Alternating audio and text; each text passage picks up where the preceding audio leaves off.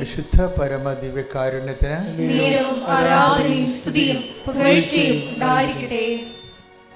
എൻ്റെ പ്രിയപ്പെട്ടവരെ, നമ്മളൊരു സുപ്രഭാതത്തിലെ ദൈവം കേരള മലയാള സഭയെ ഉടമ്പടിയിലേക്ക് എത്തിച്ചേർത്തതല്ല. കേരള സഭയിൽ വളർന്നു വന്ന ഒരാധ്യാത്മികമായ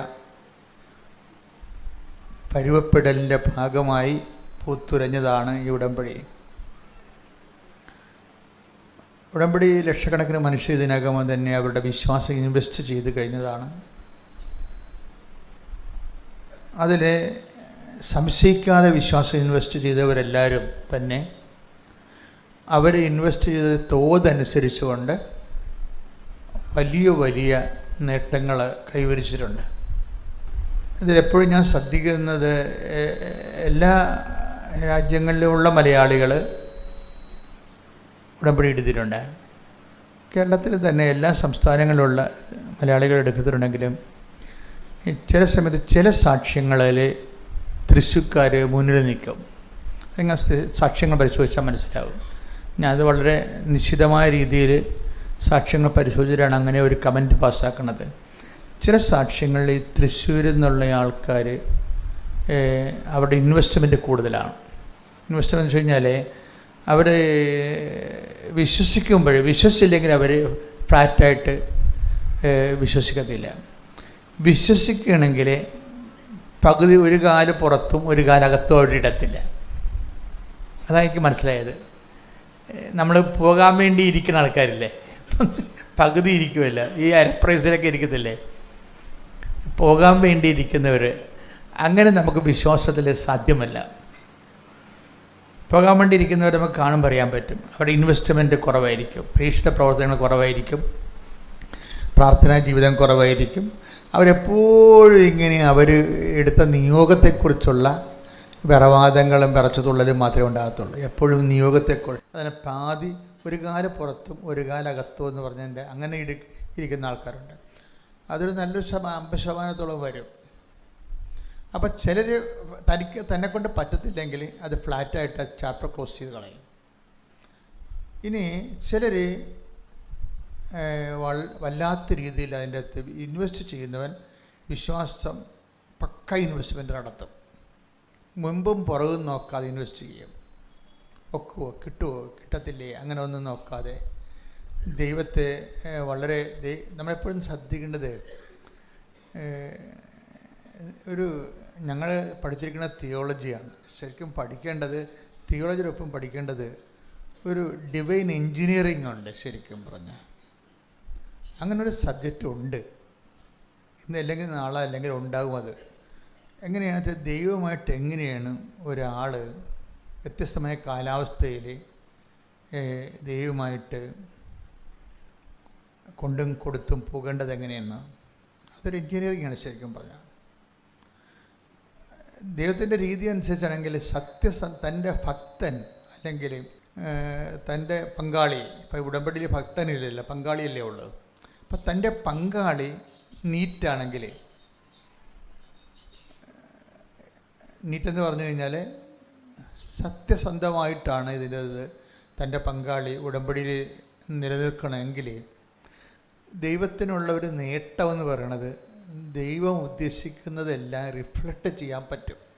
കാര്യം നമ്മളെ രക്ഷിക്കാനുള്ള ഒത്തിരി മാർഗങ്ങൾ, നമ്മൾ ഏത് അവസ്ഥയിൽ കിടന്നാലും നമ്മളെ ആ അവസ്ഥയ്ക്ക് പറ്റുന്ന രീതിയിൽ ഗൈഡ് ചെയ്യാനുള്ള ഒത്തിരി ഫെസിലിറ്റേഷൻസ് ആണ് ദൈവത്തിനുള്ളത്.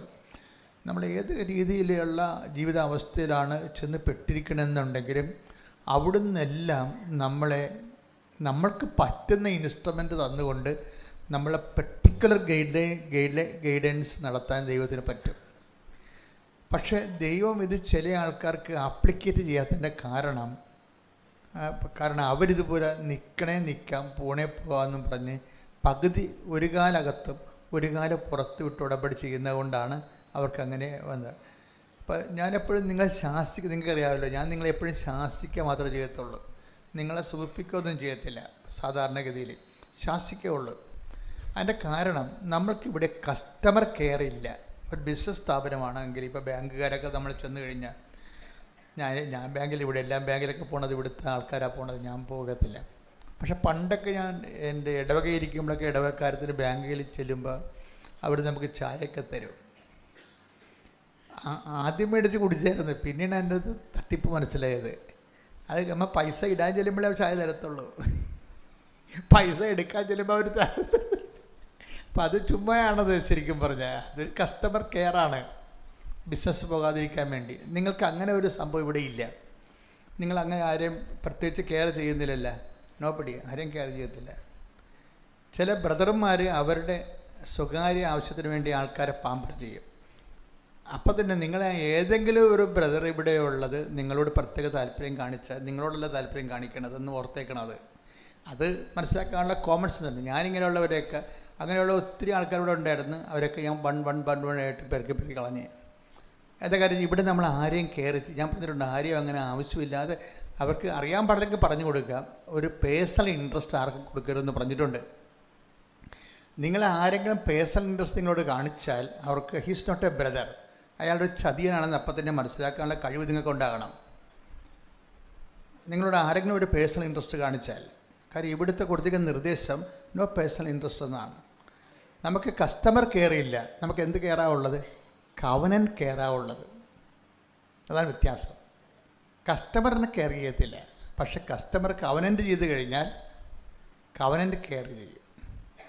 കാര്യം കവനൻ്റ് എന്ന് പറയുന്നത് എന്താണ്? ഉടമ്പടി. അത് സത്യമായൊരു കാര്യമാണ്.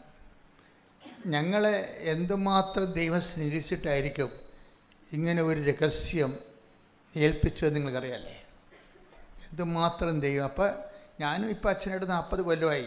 വന്ന വഴികളിലെല്ലാം സത്യസന്ധമായി തന്നെയാണ് വന്നത്. സത്യസന്ധമായി എന്ന് വെച്ചാൽ ദൈവത്തെ കൊണ്ട് തന്നെ മനുഷ്യൻ്റെ എല്ലാ വിഷയങ്ങൾക്കും പരിഹാരം ഉണ്ടാക്കണം. ദൈവത്തിനൊരു സബ്സ്റ്റിറ്റ്യൂഷൻ ഞാൻ എൻ്റെ ജീവിതത്തിൽ വെച്ച് ഉറപ്പിച്ചിട്ടില്ല. അതൊരു നിലപാടിൻ്റെ ഭാഗമാണ്. ദൈവത്തിന് ഒരു സബ്സ്റ്റിറ്റ്യൂഷൻ, ദൈവത്തിന് ചെയ്യാൻ പറ്റുന്നില്ലെങ്കിൽ ആ വിഷയം ദൈവഹിതമല്ലെങ്കിൽ ദൈവഹിതം മാത്രം, അത് നെഗറ്റീവ് ആയാലും ദൈവഹിതം മാത്രം നിറവേറിയാൽ മതിയെന്നാണ്. അതൊരു നിലപാടാണ്. അപ്പം ദൈവമായിട്ട് മുന്നോട്ട് പോകുമ്പോൾ ചുമ്മാ IELTS അല്ലെങ്കിൽ വസ്തു വിൽപ്പന, വസ്തു ജപ്തി, പരീക്ഷ, ഇങ്ങനെയുള്ള പല വ്യഞ്ജനങ്ങളുമായിട്ട് മാത്രം ദൈവമായിട്ട് നമുക്ക് അധികം മുന്നോട്ട് പോകാൻ പറ്റത്തില്ല. പലവ്യഞ്ജന വ്യാപാരമായിട്ട് ദൈവമായിട്ട് അധികം നമുക്ക് മുന്നോട്ട് പോകാൻ പറ്റത്തില്ല. ദൈവമായിട്ട് മുന്നോട്ട് പോകാൻ ഉദ്ദേശിക്കുന്നുണ്ടെങ്കിൽ ദൈവം തന്നെ ആയിരിക്കണം അതിൻ്റെ പ്രധാനപ്പെട്ട ഘടകം. പിടികിട്ടിയ? ദൈവം തന്നെ ആയിരിക്കണം, അത് നിൻ്റെ വിഷയമായിരിക്കരുത്. നിൻ്റെ വിഷയം ഇന്നത്തത് നാളത്തത് മറ്റന്നാളത്തത് മാറി മാറി വരും, പക്ഷെ ദൈവത്തിന് മാറ്റമില്ല. അപ്പം അതുകൊണ്ട് ഫസ്റ്റ് പ്രയോറിറ്റി, അതുകൊണ്ടാണ് ഞാൻ കഴിഞ്ഞ ദിവസങ്ങളിൽ ഡെയിലി ബ്രെഡിൽ പറഞ്ഞത് ഹെഡ് ടു ടെയിൽ അപ്രോച്ചാണ് എപ്പോഴും നല്ലത്. ടെയിൽ ടു ഹെഡ് അപ്രോച്ച് എന്ന് പറഞ്ഞ് റിജക്ഷൻ കൂടുമെന്ന് പറഞ്ഞായിരുന്നു ഇല്ലേ? നമ്മൾ ഭക്ഷണം കഴിക്കുമ്പോഴല്ലേ തലേന്ന് വായിൽ നിന്ന് താഴേക്കല്ലേ പോകുന്നത്, അത് ദഹിച്ച് ആരോഗ്യമായിട്ട് മാറും. പക്ഷേ താഴേന്ന് മേലോട്ട് വന്നു കഴിഞ്ഞാൽ എന്ത് ചെയ്യും? അത് ഛർദ്ദിലായിട്ട് മാറും, റിജക്ഷൻ ആവും അല്ലേ? അതാണ്. അപ്പോൾ എപ്പോഴും ദൈവത്തിന് തലയ്ക്ക് പ്രാധാന്യം കൊടുത്ത് വേണം നമ്മൾ, അത് നമ്മുടെ വയറിന് പ്രാധാന്യം കൊടുക്കരുത്. അതാണ് ടെയിൽ ടു ഹെഡ് എന്ന് പറയുന്നത്. വയറിന് ജോലി, വീട്, വിവാഹം, പ്രൊമോഷൻ, അങ്ങനെയുള്ള വയറ്റിപ്പിഴപ്പ് വിഷയങ്ങൾക്ക് അമിത പ്രാധാന്യം കൊടുത്താൽ അതിൻ്റെ അർത്ഥം വയറിൽ നിന്നാണ് നമ്മൾ ഹെഡിലേക്ക് വരുന്നത്, ദൈവത്തിലേക്ക് വരുന്നത്. അങ്ങനെ വരുമ്പോൾ ഛർദിലാണ് അങ്ങനെ വരുന്നത്. വയറ്റിൽ നിന്ന് വായിലിട്ട് തന്നെ അങ്ങനെ ഛർദിലല്ലേ? റിജക്ഷൻ കൂടും. അപ്പോൾ റിജക്ഷൻ കൂടും. റിജക്ഷൻ വരരുത്, മറിച്ച് ദൈവത്തിന് ഒന്നാം സ്ഥാനം കൊടുത്തിട്ട് താഴേക്ക് വരണം. അപ്പോൾ എപ്പോഴും അത് എപ്പോഴും നമ്മൾ ആ ബാലൻസ് കീപ്പ് ചെയ്യുന്നുണ്ടെന്ന് നോക്കണം. ബാലൻസ് കീപ്പ് ചെയ്യുന്നുണ്ടെന്ന് നോക്കണം. എപ്പോഴും നമ്മൾ ശ്രദ്ധിക്കേണ്ടത് ദൈവത്തിന് ഇങ്ങോട്ട് തരാൻ, ബാലൻസ് ഇങ്ങോട്ട് തരാനുണ്ടാകണം. നമ്മളൊരു സാധനം വാങ്ങിക്കുമ്പോൾ, നമ്മൾ പൈസ കൊടുക്കുമ്പോൾ കടക്കാരൻ എണ്ണി നോക്കും, ഇതിൻ്റെ 2 രൂപ കുറവുണ്ടോയെന്ന് അയാൾ പറയാനായിട്ട് എടുത്തത്. അങ്ങനെ പറയണം, ഇതിൻ്റെ 2 രൂപ കൂടുതലുണ്ടല്ലോ എന്ന് പറയണം. മനസ്സിലായി? അതാണ് മാന്യമായ കച്ചവടം എന്ന് പറയണത്. കഴിഞ്ഞ ദിവസങ്ങളിൽ ഞങ്ങളുടെ ബിഷപ്പ് ഞങ്ങൾക്കൊരു ക്രിസ്മസ് മെസ്സേജ് തന്നു. അപ്പോൾ ഡിവൈൻ കൊമേർച്ച എന്ന് പിതാവ് പറഞ്ഞു. അത് ഞാൻ പിതാവിനോട് എൻ്റെ ബാക്കിൽ വാക്ക് നല്ല ഉണ്ടായിരുന്നു. വിശുദ്ധ വിനിമയം, ദൈവമായിട്ടുള്ള ഇടപാടെല്ലാം വിശുദ്ധ വിനിമയമാണ്. വിശുദ്ധ വിനിമയത്തിൽ എപ്പോഴും വരണത്, ഈ നമ്മൾ ഒരു കടക്കാരന് ഒരു സാധനം വാങ്ങി പൈസ കൊടുക്കുമ്പോൾ അയാൾ എണ്ണി നോക്കുമ്പോൾ 2 രൂപ കുറവുണ്ടല്ലോ എന്ന് അയാൾ പറഞ്ഞാൽ ഈ കസ്റ്റമർ ഒരു ഡിഫീറ്റഡ് പേഴ്സണാണ്. പക്ഷേ മറിച്ച് എന്താ ചെയ്യേണ്ടത്? ആ കടക്കാരൻ നമുക്ക് കൊടുത്ത പണം എണ്ണി നോക്കുമ്പോൾ നമുക്ക് വാങ്ങിച്ച സാധനത്തിനേക്കാൾ കൂടുതലായിരിക്കണം. അതാണ് മാന്യമായ ഒരു പൊസിഷൻ എന്ന് പറയുന്നത് ആധ്യാത്മിക ജീവിതത്തിൽ. നിങ്ങൾ വീട്, ജോലി, വിവാഹം എന്ന് പറയുമ്പോൾ നിങ്ങൾ നക്കാപ്പിച്ച 10 പത്രം കൊടുത്ത് അത്രേ ഉള്ളൂ അല്ലേ? ആശുപത്രിയിൽ പോയി ഒരു പൊതിച്ചോറ് കൊടുത്തു. ദൈവം നിങ്ങൾക്ക് തന്നതുമായിട്ട് നോക്കുമ്പോൾ നിങ്ങൾ കൂടുതലാണ് വാങ്ങിച്ചിരിക്കുന്നത്. ഈ ബിസിനസ് കുറച്ച് കഴിയുമ്പോൾ മുന്നോട്ട് പോകത്തില്ല. എപ്പോൾ നോക്കിയാലും കഴിഞ്ഞ ദിവസങ്ങളിലെ അക്കൗണ്ടൻറ്റ് ജനറലിൻ്റെ സാക്ഷ്യം ഉണ്ടായി. അക്കൗണ്ടൻറ്റ് ജനറൽ, ഇതിൻ്റെ പേര് ജിയോ, സൗത്ത് ആഫ്രിക്കയിലാണ്, നമ്മുടെ നാട്ടുകാരനാണ്. അപ്പോൾ അദ്ദേഹത്തിന് ഒരു വലിയ പ്രശ്നമുണ്ടായി. ഈ വലിയവർക്ക് വലിയ പ്രശ്നങ്ങളാണ്, ചെറിയവർക്ക് ചെറിയ പ്രശ്നങ്ങൾ. ആനയ്ക്ക് ആനത്തലയോളം ദുഃഖം, അണ്ണാനി അണ്ടിപ്പരിപ്പോളം ദുഃഖമാണ്. അപ്പോൾ വലിയവരുടെ ദുഃഖം എന്ന് പറയുന്നത് വലിയ ദുഃഖങ്ങളായിരിക്കും. ഇപ്പം ഈ അക്കൗണ്ട് ജനറൽ എന്ന് പറയുമ്പോൾ സ്റ്റേറ്റിൻ്റെ ആളാണേ. മിനിസ്റ്റർ കഴിഞ്ഞാലുള്ള ആ സൗത്ത് ആഫ്രിക്കയിലെ മിനിസ്റ്റർ കഴിഞ്ഞാലുള്ള പൊസിഷനിലിരിക്കുന്ന ആളാണ്. അപ്പോൾ അദ്ദേഹം ഈ പൊസിഷനിലേക്ക് പ്രൊമോട്ട് ചെയ്യപ്പെട്ട്, ആക്ടിംഗ് ആണ്, പ്രൊമോട്ട് ചെയ്യപ്പെട്ട് കഴിഞ്ഞപ്പോൾ അക്കൗണ്ട് ജനറലിൻ്റെ പൊസിഷനിലേക്ക് അദ്ദേഹം പ്രൊമോട്ട് ചെയ്യപ്പെട്ട് കഴിഞ്ഞപ്പോൾ ഒരു കാര്യം പുള്ളി അറിഞ്ഞിട്ട് അദ്ദേഹത്തിന് മുമ്പ് അവിടെ വർക്ക് ചെയ്തത് അദ്ദേഹത്തിന് പകരം 3 പേരാണ് വർക്ക് ചെയ്തിരുന്നത്.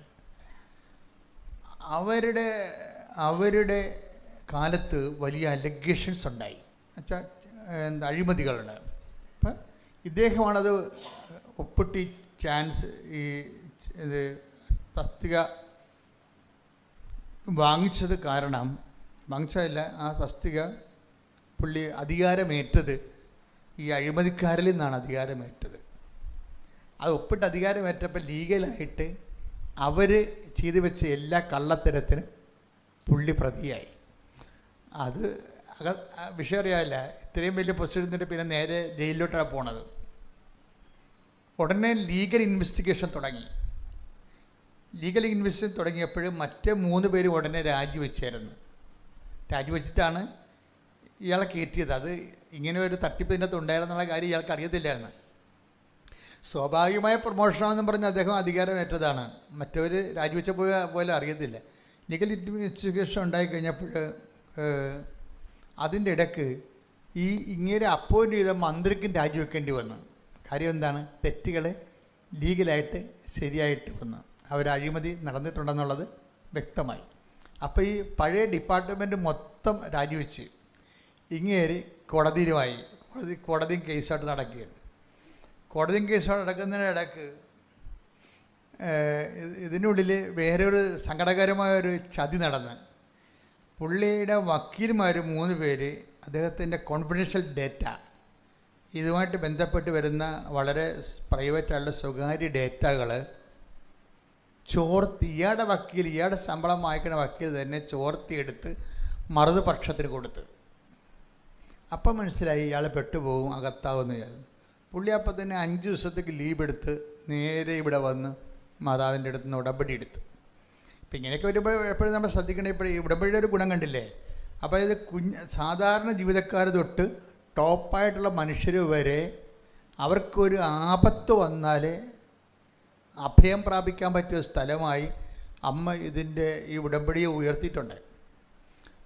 ഇനി രസം എന്താ വെച്ച് കഴിഞ്ഞാൽ, കൃപാസന അമ്മയുടെ പ്രവർത്തനങ്ങൾ നോക്കിക്കഴിഞ്ഞാൽ നമുക്ക് ഞെട്ടിപ്പോവും. കാര്യം എന്ന് വെച്ച് കഴിഞ്ഞാൽ ദൈവം നിന്ന് പ്രവർത്തിക്കുന്നതിന് പകരമായിട്ടാണ് അമ്മ നമ്മുടെ കൂടെ ദൈവത്തിൻ്റെ ഒരു അംബാസിഡറെ പോലെ, പ്രതിനിധിയെപ്പോലെ നിൽക്കുക. അമ്മ ആരാണെന്ന് ചോദിച്ചു കഴിഞ്ഞാൽ നമുക്ക് മനസ്സിലായത് അനുഭവത്തിൽ നിന്ന് മനസ്സിലാകണത്, ആശയപരമായതിനേക്കാൾ ഉപരി അനുഭവത്തിൽ നിന്ന് മനസ്സിലാകുന്നത് അമ്മ ദൈവത്തിൻ്റെ ഒരു പ്രതിനിധിയായിട്ടാണ് ഇവിടെ നിൽക്കുന്നത്. അതുകൊണ്ട് പല ദൈവപ്രവർത്തനങ്ങളും നടക്കുന്നത് അമ്മയുടെ ഒരു പരിപാലനയുടെ തണലിലാണ് ഈ സംഭവം നടക്കുന്നത്. ഇനി അമ്മയുമായിട്ട് ഉടമ്പടി എടുത്തപ്പോൾ തന്നെ ഉണ്ടായ പ്രശ്നം വെച്ച് കഴിഞ്ഞാൽ ഇയാളുടെ ഉടമ്പടി, ഇപ്പം അമ്മയെ സംബന്ധിച്ചുള്ളത് ഉടമ്പടി വെക്കുമ്പോൾ അറിയാൻ പറ്റും. അത് എപ്പോഴും നമ്മൾ ശ്രദ്ധിക്കേണ്ട ഒരു കാര്യമാണ്. ഉടമ്പടി വെക്കുമ്പോൾ തന്നെ നിങ്ങൾ ഉടമ്പടി എഴുതുന്ന സമയത്ത് തന്നെ അത് ഉടമ്പടി ആകും.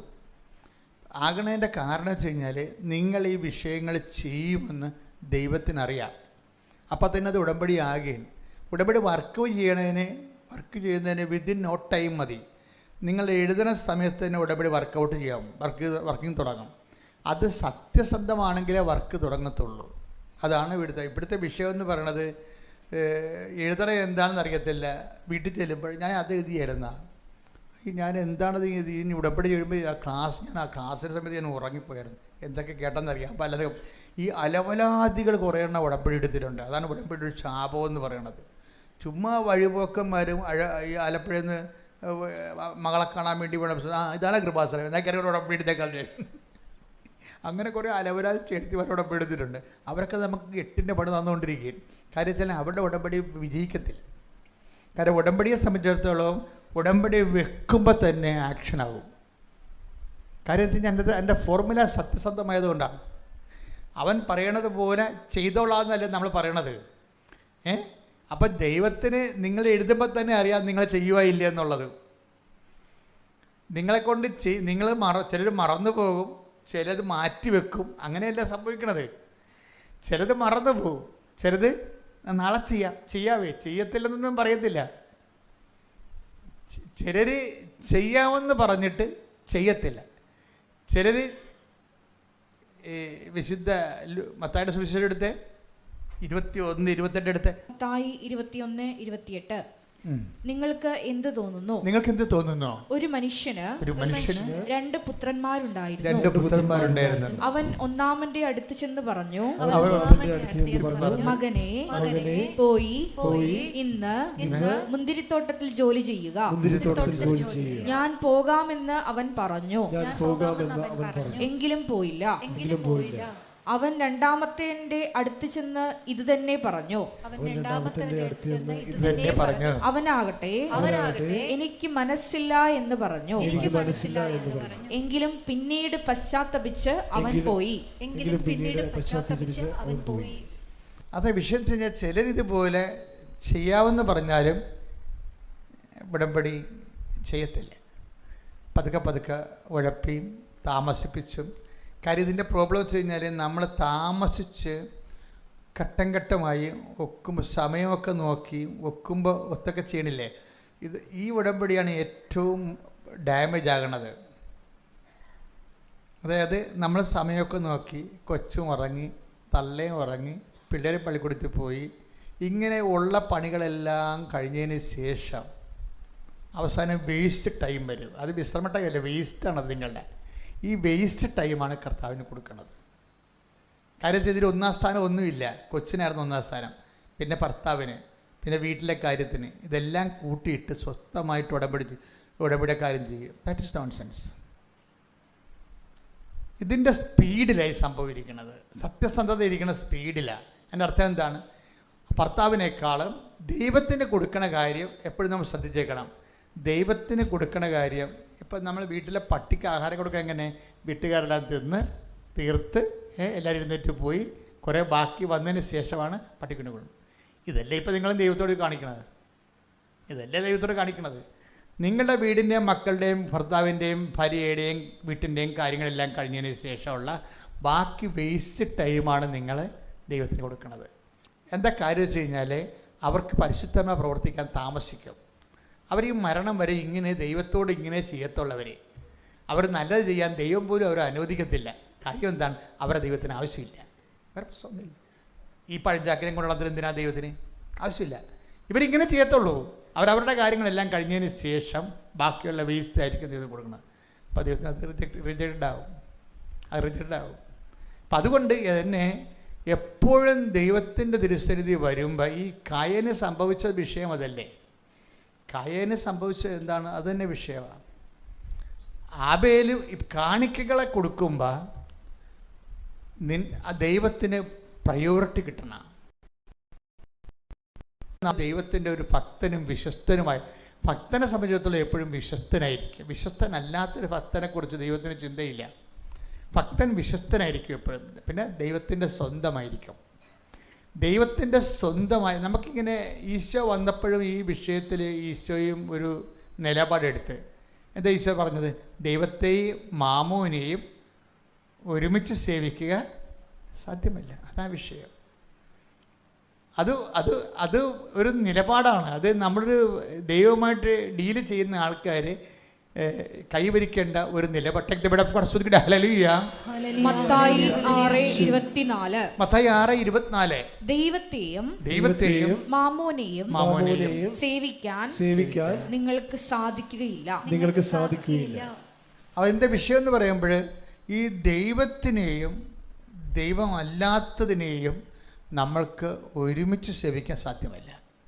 എപ്പോഴും മേൽക്കൈ, ഒന്നാം സ്ഥാനവും അതിൻ്റെ അടുത്ത സ്ഥാനങ്ങളും എല്ലാം ദൈവത്തിന് തന്നെ ആയിരിക്കണം. ഞാൻ നിങ്ങൾ പറയുന്നത് ഇതൊരു വഴക്കായിട്ട് നിങ്ങൾ കരുതരുത്. കാര്യം നിങ്ങളുടെ ഗ്രോത്ത് സംഭവിക്കണമെന്നുണ്ടെങ്കിൽ ഏറ്റവും വലിയ ഒരു പ്രധാനപ്പെട്ട വിഷയം ദൈവത്തിന് നമ്മളെ ഒരു വിശ്വാസം തോന്നണം. അതാണ് ഇപ്പം നമ്മൾക്ക് ദൈവത്തെ വിശ്വാസം തോന്നണം അല്ല, ഞാൻ എപ്പോഴും പറയാറുണ്ട് നിങ്ങളോട്, അല്ലേ?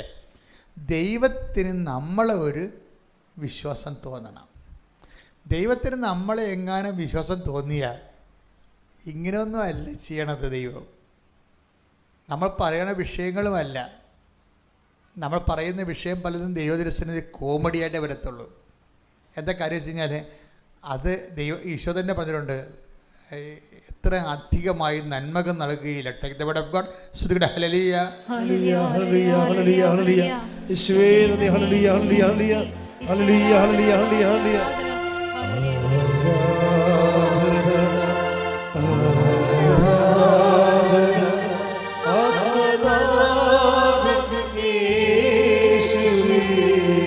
ഒരുമിച്ച് എല്ലാവരും സന്തോഷത്തോടെ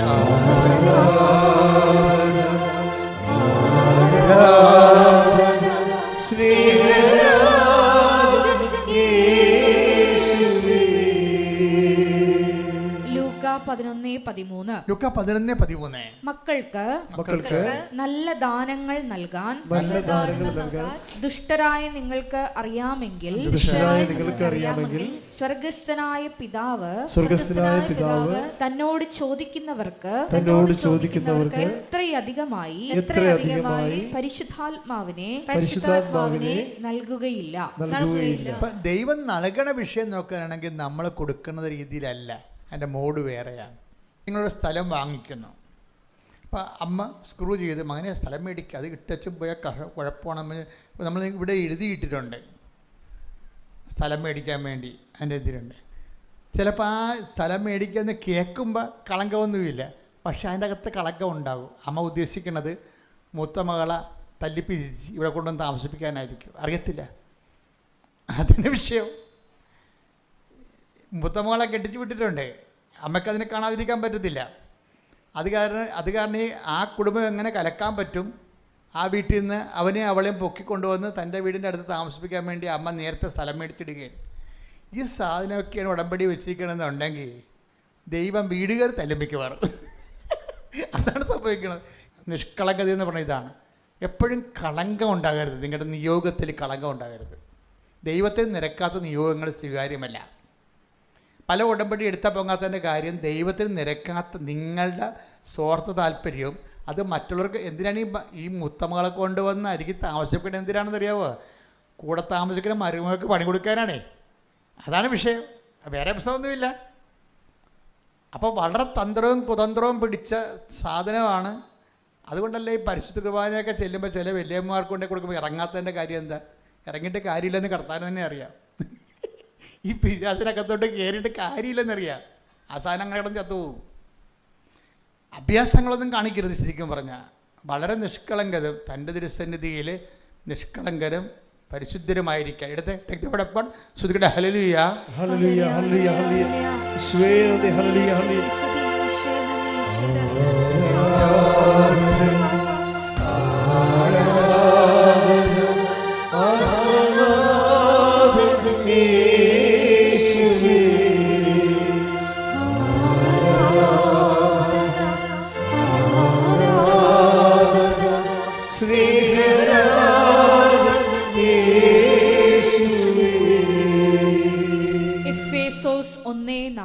എഫെസ്യസ് 1:4 തന്റെ മുമ്പാകെ കേട്ട് പറഞ്ഞേ, തന്റെ മുമ്പാകെ സ്നേഹത്തിൽ പരിശുദ്ധരും നിഷ്കളങ്കരുമായിരിക്കാൻ ലോക സ്ഥാപനത്തിന് മുമ്പ് തന്നെ അവിടുന്ന് നമ്മെ ക്രിസ്തുവിൽ തിരഞ്ഞെടുത്തു. എന്തൊരു ഡീപ്പ്, എന്തൊരു ആഴമുള്ള വചനമാണെന്ന് നോക്കിയേ. ഒന്നിന് പറഞ്ഞേ, തന്റെ മുമ്പാകെ നിഷ്കളങ്കരും പരിശുദ്ധരുമായിരിക്കുവാൻ ലോകസ്ഥാപനത്തിന് മുന്നേ തന്നെ അവിടുന്ന് നമ്മളെ ക്രിസ്തുയേശുവിൽ തിരഞ്ഞെടുത്തു. അപ്പൊ ക്രിസ്തുയേശുവിൽ തിരഞ്ഞെടുത്തിരിക്കുന്ന ആരെയാണ്? യഹൂദന്മാരെയാണ്? അല്ല, ക്രിസ്ത്യൻസിനെ, ക്രിസ്തുവിൽ വിശ്വസിക്കുന്നവരെയാണ്. ക്രിസ്തുവിൽ വിശ്വസിക്കുന്നവരെ സംബന്ധിച്ചിടത്തോളം അവരാരാണ്? ദൈവദർശനത്തിൽ ആരായിരിക്കണം? തൻ്റെ മുമ്പാകെ പരിശുദ്ധരായിരിക്കണം. പിന്നെ ആരാണ്? കപട്യം ഉണ്ടാവരുത്, നിഷ്കളങ്കരായിരിക്കണമെന്നാണ്. ഇപ്പം ദൈവത്തിന് നിരക്കാത്ത, ദൈവസ്നേഹത്തിന് നിരക്കാത്ത എല്ലാ നിയോഗങ്ങളും വെട്ടിത്തീയിലെറിയപ്പെടും. അതാണ് ഈശോ, എൻ്റെ പിതാവ് നടാത്ത എല്ലാ വൃക്ഷങ്ങളും വെട്ടി. ശ്രുതികട്ടെ, ഹല്ലേലൂയ, ഹല്ലേലൂയ, ഹല്ലേലൂയ, ഹല്ലേലൂയ, യേശുവേ നന്ദി, ഹല്ലേലൂയ, ഹല്ലേലൂയ.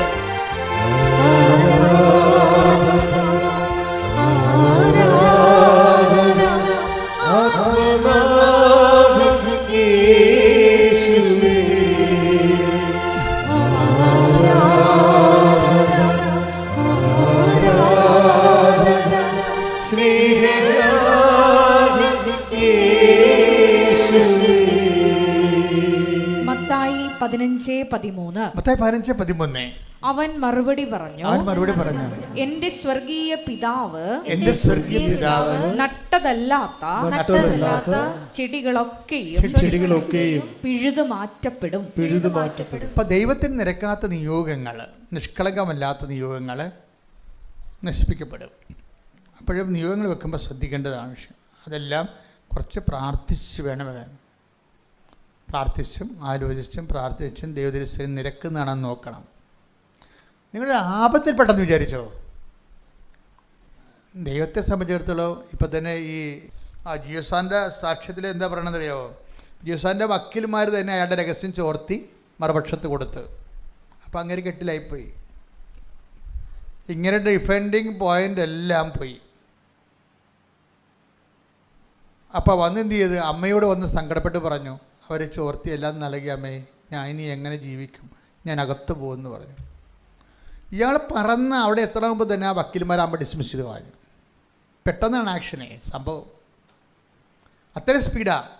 ഇയാൾ ഉടമ്പടി ചെയ്ത് അവിടെ എത്തണമെമ്പോൾ തന്നെ. അതിൻ്റെ കാരണം എന്താ വെച്ച് കഴിഞ്ഞാൽ, ആ ഉടമ്പടി നമ്മൾ ഒരു ഗവേഷണ ബുദ്ധിയെ പരിശോധിച്ചാൽ എനിക്ക് മനസ്സിലായത് എന്തുകൊണ്ടാണ് ഈ സഡൻ ആക്ഷൻ. ഈ വക്കീൽമാരൻ 3 പേരെ അമ്മ ഒറ്റയടിക്ക് ഡിസ്മിസ് ചെയ്യാൻ കാര്യം എന്താ? ഒറ്റ കാര്യമേ ഉള്ളൂ, ഈ ജിയോനെ അമ്മയ്ക്ക് വിശ്വാസമാണ്. അതാണ് മെയിൻ വിഷയം. ജിയോ ഈ ഉടമ്പടിയുമായിട്ട് മുന്നോട്ട് പോയാൽ ദൈവത്തിന് ഇങ്ങോട്ടേ തരാൻ പറ്റത്തുള്ളൂ. ഈ കൊമേഴ്സ് അവസാനിക്കുമ്പോൾ ജിയോക്ക് അങ്ങോട്ട് കൊടുക്കാൻ വേണ്ടല്ലേ കൊടുക്കുന്നത്, ദൈവത്തിന് ഇങ്ങോട്ട് തരാൻ പറ്റത്തുള്ളൂ. ആ രീതിയിലാണ് ഈ മനുഷ്യൻ ദൈവദർശനം വ്യാപരിക്കുന്നത്. അതാണ് തൻ്റെ മുമ്പാകെ നിഷ്കളങ്കരും പരിശുദ്ധരുമായിരിക്കാൻ. അപ്പം ഇദ്ദേഹം എന്താ ചെയ്യണമെന്ന് വെച്ച് കഴിഞ്ഞാൽ, അവിടെയുള്ളവരെല്ലാം ഈ അദ്ദേഹത്തിൻ്റെ നാട്ടിലുള്ളവരെല്ലാവരും ഈ ബ്ലാക്സ് കാപ്പിരികൾ. അപ്പോൾ 100-200 കാപ്പിരികളുടെ കുടുംബങ്ങളിൽ ഇയാൾ കയറി ഇറങ്ങുകയാണ് കൃപാസനം പത്രം കൊടുക്കാൻ. ഇംഗ്ലീഷിൽ, അവർക്ക് ഇംഗ്ലീഷാണ് ആ വർക്ക് ചെയ്യണ ഇയാൾ ആരാണ്? ഇവിടുത്തെ ഒരു നമ്മുടെ കളക്ടറിലിരിക്കുന്ന ഉദ്യോഗസ്ഥന്മാർക്ക് വരെ എന്തൊരു ഹെഡ് വെയിറ്റാണ്. ഇത് സ്റ്റേറ്റിൻ്റെ അക്കൗണ്ട് ജനറലാണ്. ആ സ്റ്റേറ്റിൻ്റെ അക്കൗണ്ട് ജനറലാണ് ഈ പ്രേക്ഷിത പ്രവർത്തനം ചെയ്യണത്.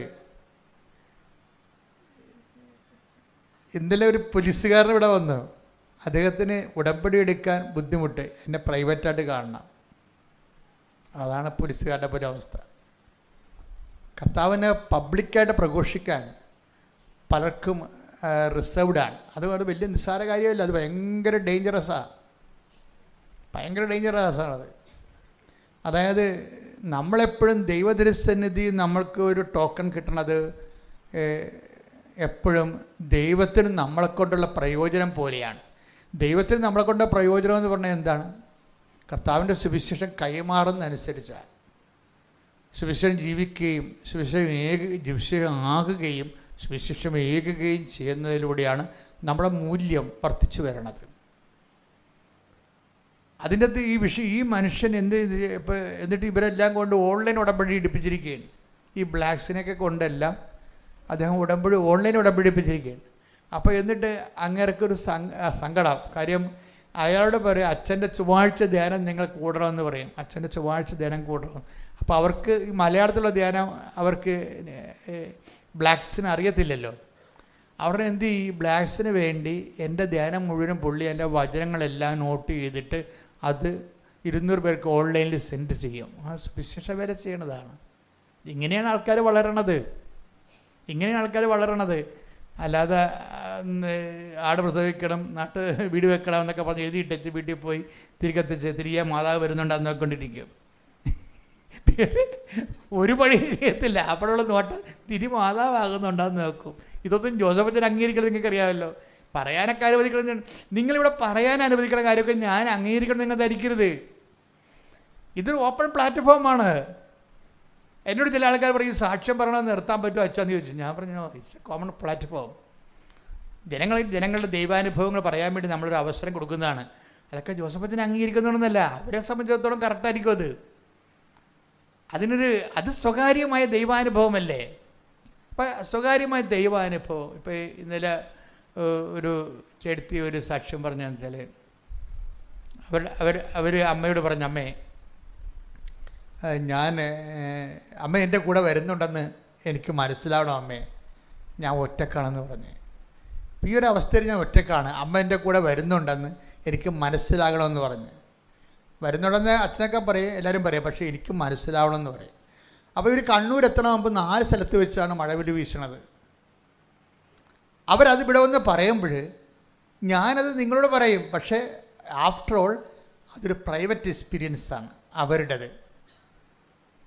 ആ മഴവില്ല് മാതാവ് തന്നെയായിരുന്നോ, മാതാവിൻ്റെ സന്ദേശമായിരുന്നോ, ഇവർക്കുള്ളതായിരുന്നോ, ഇവർ കണ്ടതായിരുന്നോ എന്നൊന്നും പറയാൻ ഞാൻ ആളല്ല. എന്താ കാര്യം? എനിക്കത് പറയണതിന് പരിമിതികളുണ്ട്. അത് അവരെ സംബന്ധിച്ചിടത്തോളം അവരുടെ ഫീലിംഗ് ലെവലാണ് വിഷയം. അവരുടെ ഫീലിംഗ് ലെവലാണ്. ഞാൻ കഴിഞ്ഞ ഡിസംബർ 15-ാം തീയതി ജോമോളോട് മാത്രമേ പറഞ്ഞിട്ടുള്ളൂ. ഡിസംബർ 15-ാം തീയതി വെളുപ്പിന് 4 മണിക്ക് ഉറങ്ങി എഴുന്നേറ്റിട്ടില്ല. അതൊക്കെ മുമ്പ് തന്നെ ഈ സിൽവർ ഗ്രേയിൽ അമ്മ ഇങ്ങനെ അടുത്ത് വന്ന് നിൽക്കുക. എന്നോട് പറഞ്ഞ്, കൊച്ചാവേ വീട്ടിലോട്ട് വരണില്ലേ എന്ന് ചോദിച്ചു. അതാണ് സ്വരം കേൾക്കാം നമുക്ക്. അപ്പോൾ എനിക്ക് മനസ്സിലായില്ല അതെന്താ വീട്ടിലോട്ട് വരുന്നില്ല എന്ന് ചോദിച്ചത് എന്താണെന്ന് എനിക്ക് മനസ്സിലായില്ല. ഞാൻ ഉടനെ എഴുന്നേറ്റ് ബൈബിൾ നോക്കി. അപ്പോൾ സക്കറിയാവിൻ്റെയും ബലിപീഠത്തിൻ്റെയും ദേവാലയത്തിന് ഇടയിൽ വെച്ച് വധിക്കപ്പെട്ട സക്കറിയ എന്ന് പറയും.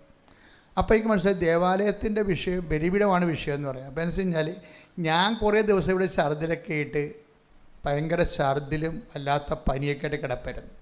ശുശ്രൂഷയ്ക്ക് വരും, ഞാൻ നിങ്ങളെ അറിയിക്കത്തില്ല. ഇവിടെ 1-2 പേർക്കൊക്കെ അറിയാൻ പറ്റത്തുള്ളൂ. പക്ഷേ ഞാൻ കുർബാന ചെല്ലത്തില്ല. കുർബാന ചെല്ലാതെ ഞാൻ സൈഡിലിരിക്കേ ഉള്ളത്. അലക്ഷ്യത്തിനാണ് കുർബാനയിലുള്ളത്. അപ്പോൾ ഒരാഴ്ച മൊത്തം കുർബാന ചെല്ലിയില്ല. ഞാൻ കുർബാന കൂടുകയാണ് ചെയ്തത്. അപ്പം അത് ബലിപീഠത്തിലേക്ക് വരുന്നില്ലെന്നാണ് ചോദിക്കണത്. അപ്പം നമ്മുടെ മൈന്യൂട്ട് കാര്യങ്ങൾ പോലും അമ്മ ശ്രദ്ധിക്കാണ് പോണത്. ഇതൊരു പ്രൈവറ്റ് എക്സ്പീരിയൻസാണ്. ഇതിനെ ജനറലൈസ് ചെയ്യേണ്ട കാര്യമില്ല. പക്ഷേ എന്നെ സംബന്ധിച്ചിടത്തോളം സത്യമായ അനുഭവമാണ്. എന്നെ സംബന്ധിച്ചിടത്തോളം ഇത് സത്യമായ അനുഭവമാണ്. എനിക്കും അമ്മയ്ക്കും ഇൻ ബിറ്റ്വീൻ അസ് ഇതിൻ്റെ ഒരു വെലിഡിറ്റി, ഒബ്ജക്റ്റിവിറ്റി ഓക്കെയാണ്. പക്ഷേ കേൾക്കുന്നവർക്ക് ഓക്കെ ആകണമെന്ന് ഒരു നിർബന്ധമില്ല. നമ്മുടെ പ്ലാറ്റ്ഫോം എന്ന് പറയുന്നത് എല്ലാവർക്കും അവരുടെ ദൈവാനുഭവങ്ങൾ പറയാനുള്ള പ്ലാറ്റ്ഫോമാണ്. എല്ലാവർക്കും അവരുടെ ദൈവാനുഭവങ്ങൾ വ്യത്യസ്തമായ തലത്തിലായിരിക്കും. അവരുടെയൊക്കെ നിലവാരമനുസരിച്ചുള്ള കമ്മ്യൂണിക്കേഷൻസാണ് ദൈവം തരുന്നത്. പക്ഷെ ഒരു കാര്യം വ്യക്തമാണ്, ഇന്ന് ലോകത്ത് ഏറ്റവും കൂടുതൽ ദൈവാനുഭവങ്ങൾ ലഭിക്കുന്നത് ഉടമ്പടിയിലൂടെയാണ്. എന്താ കാര്യം? അതൊരു പങ്കാളിത്ത ആധ്യാത്മികതയാണ്. ഒരു ഭക്തൻ ഭഗവാൻ തമ്മിലുള്ള ആധ്യാത്മികതയല്ല. ഉടമ്പടി പങ്കുവെക്കുന്നത്, കാഴ്ചവെക്കുന്നത് ഒരു പങ്കാളിത്ത ആധ്യാത്മികതയാണ്. എന്ന് വെച്ച് കഴിഞ്ഞാൽ ഞാൻ നിനക്ക് വേണ്ടി ജീവിക്കും. ആ ജീവിക്കുന്നതിൻ്റെ വിഷയത്തിൽ ദൈവം എന്നോട് ആവശ്യപ്പെട്ടിരിക്കുന്നത് അവൻ പറയുന്നത് പോലെ തന്നെ, അല്ലാതെ എനിക്കിഷ്ടമുള്ള പോലെ ജീവിച്ചിട്ട് ദൈവത്തിൻ്റെ ഇഷ്ടമാണെന്ന് പറഞ്ഞ് അടിച്ചേൽപ്പിക്കുകയല്ല. അവൻ പറഞ്ഞ കാര്യമുണ്ട്, നിങ്ങൾ ലോകം മുഴുവനും പോകണം, എല്ലാ സൃഷ്ടികളോടും സുവിശേഷം പ്രസംഗിക്കണം. അത് പ്രധാനപ്പെട്ട കാര്യമാണ്. അതിനാണ് ഈ ഉടമ്പടിയിൽ 1-ാം സ്ഥാനം കൊടുത്തിരിക്കുന്നത്, സുവിശേഷ കൈമാറ്റത്തിന്. അതാണ് ഈ ജിയോ ചെയ്യണത്. എന്താ ചെയ്യണത്? എല്ലാ വീടുകളിലും നടന്നിട്ട്, ഇനി വേറെ ഒരു കാര്യം പുള്ളിക്കാരൻ ചെയ്യും. പുള്ളിക്കാരൻ ചെയ്യണത് പുള്ളിക്കാരും വൈഫും കൂടി ഒരു 100 കുടുംബങ്ങളെ ദത്തെടുത്തിരിക്കുകയാണ്. അവർക്ക് ഒരു മാസത്തെ ആഹാര സാധനങ്ങൾ കൊടുക്കും. ഓരോ കുടുംബങ്ങൾക്കും, ദത്തെടുത്ത കുടുംബങ്ങൾക്കെല്ലാം ഒരു മാസം ആവശ്യമായ ഭക്ഷണപദാർത്ഥങ്ങൾ എത്തിച്ചു കൊടുക്കും, വളരെ പാവപ്പെട്ട കുടുംബങ്ങൾക്ക്. അപ്പോൾ എന്താ വിഷയം എന്ന് പറയുന്നത്, ജിയോ ഇവിടെ ഉടമ്പടി ഒപ്പിടുമ്പോൾ തന്നെ ഉടമ്പടി ഓക്കെയാവും. എന്താ കാര്യം? ഇതൊക്കെ ഇവൻ ചെയ്യുമെന്നുള്ളത് അമ്മയ്ക്ക് വിശ്വസിക്കാൻ കഴിയും. അതാണ് വിഷയം. അത് വിഷയമാണ്. ഒന്ന്, അയാളുടെ സ്റ്റാൻഡേർഡിൽ നിന്ന് താഴെ ഇറങ്ങി വന്നിട്ട് കർത്താവിന് വേണ്ടി വേല ചെയ്യാൻ വേണ്ടി അയാൾ, പിന്നെ ഇത് കൂടെ വേറെ കാര്യം കൂടെ ചെയ്യും. ഒരു ദിവസം 4 ജപമാല ചെല്ലും. ഒരു ദിവസം 4 ജപമാല ചെല്ലും. ആഴ്ചയിലൊരിക്കൽ അഖണ്ഡ ജപമാലയും ചെല്ലും, 1000 മണി ജപമാല. അപ്പോൾ പ്രാർത്ഥനാ ജീവിതം ഇതിൻ്റെ കൂടെ ഉണ്ട്. ഒരു ദിവസം 4 ജപമാല ചെല്ലും, ഒരാഴ്ചയിൽ അഖണ്ഡ ജപമാലയും ചെല്ലും. 100 കുടുംബങ്ങൾക്ക് ഒരു മാസത്തേക്കുള്ള ഭക്ഷണ പദാർത്ഥങ്ങൾ എത്തിച്ചു കൊടുക്കും. ഒരു മാസത്തേക്കാണ് ഒരു കുടുംബത്തിന്. 200 കുടുംബങ്ങളിലെ കർത്താവിൻ്റെ വചനങ്ങൾ എത്തിച്ചു കൊടുക്കും.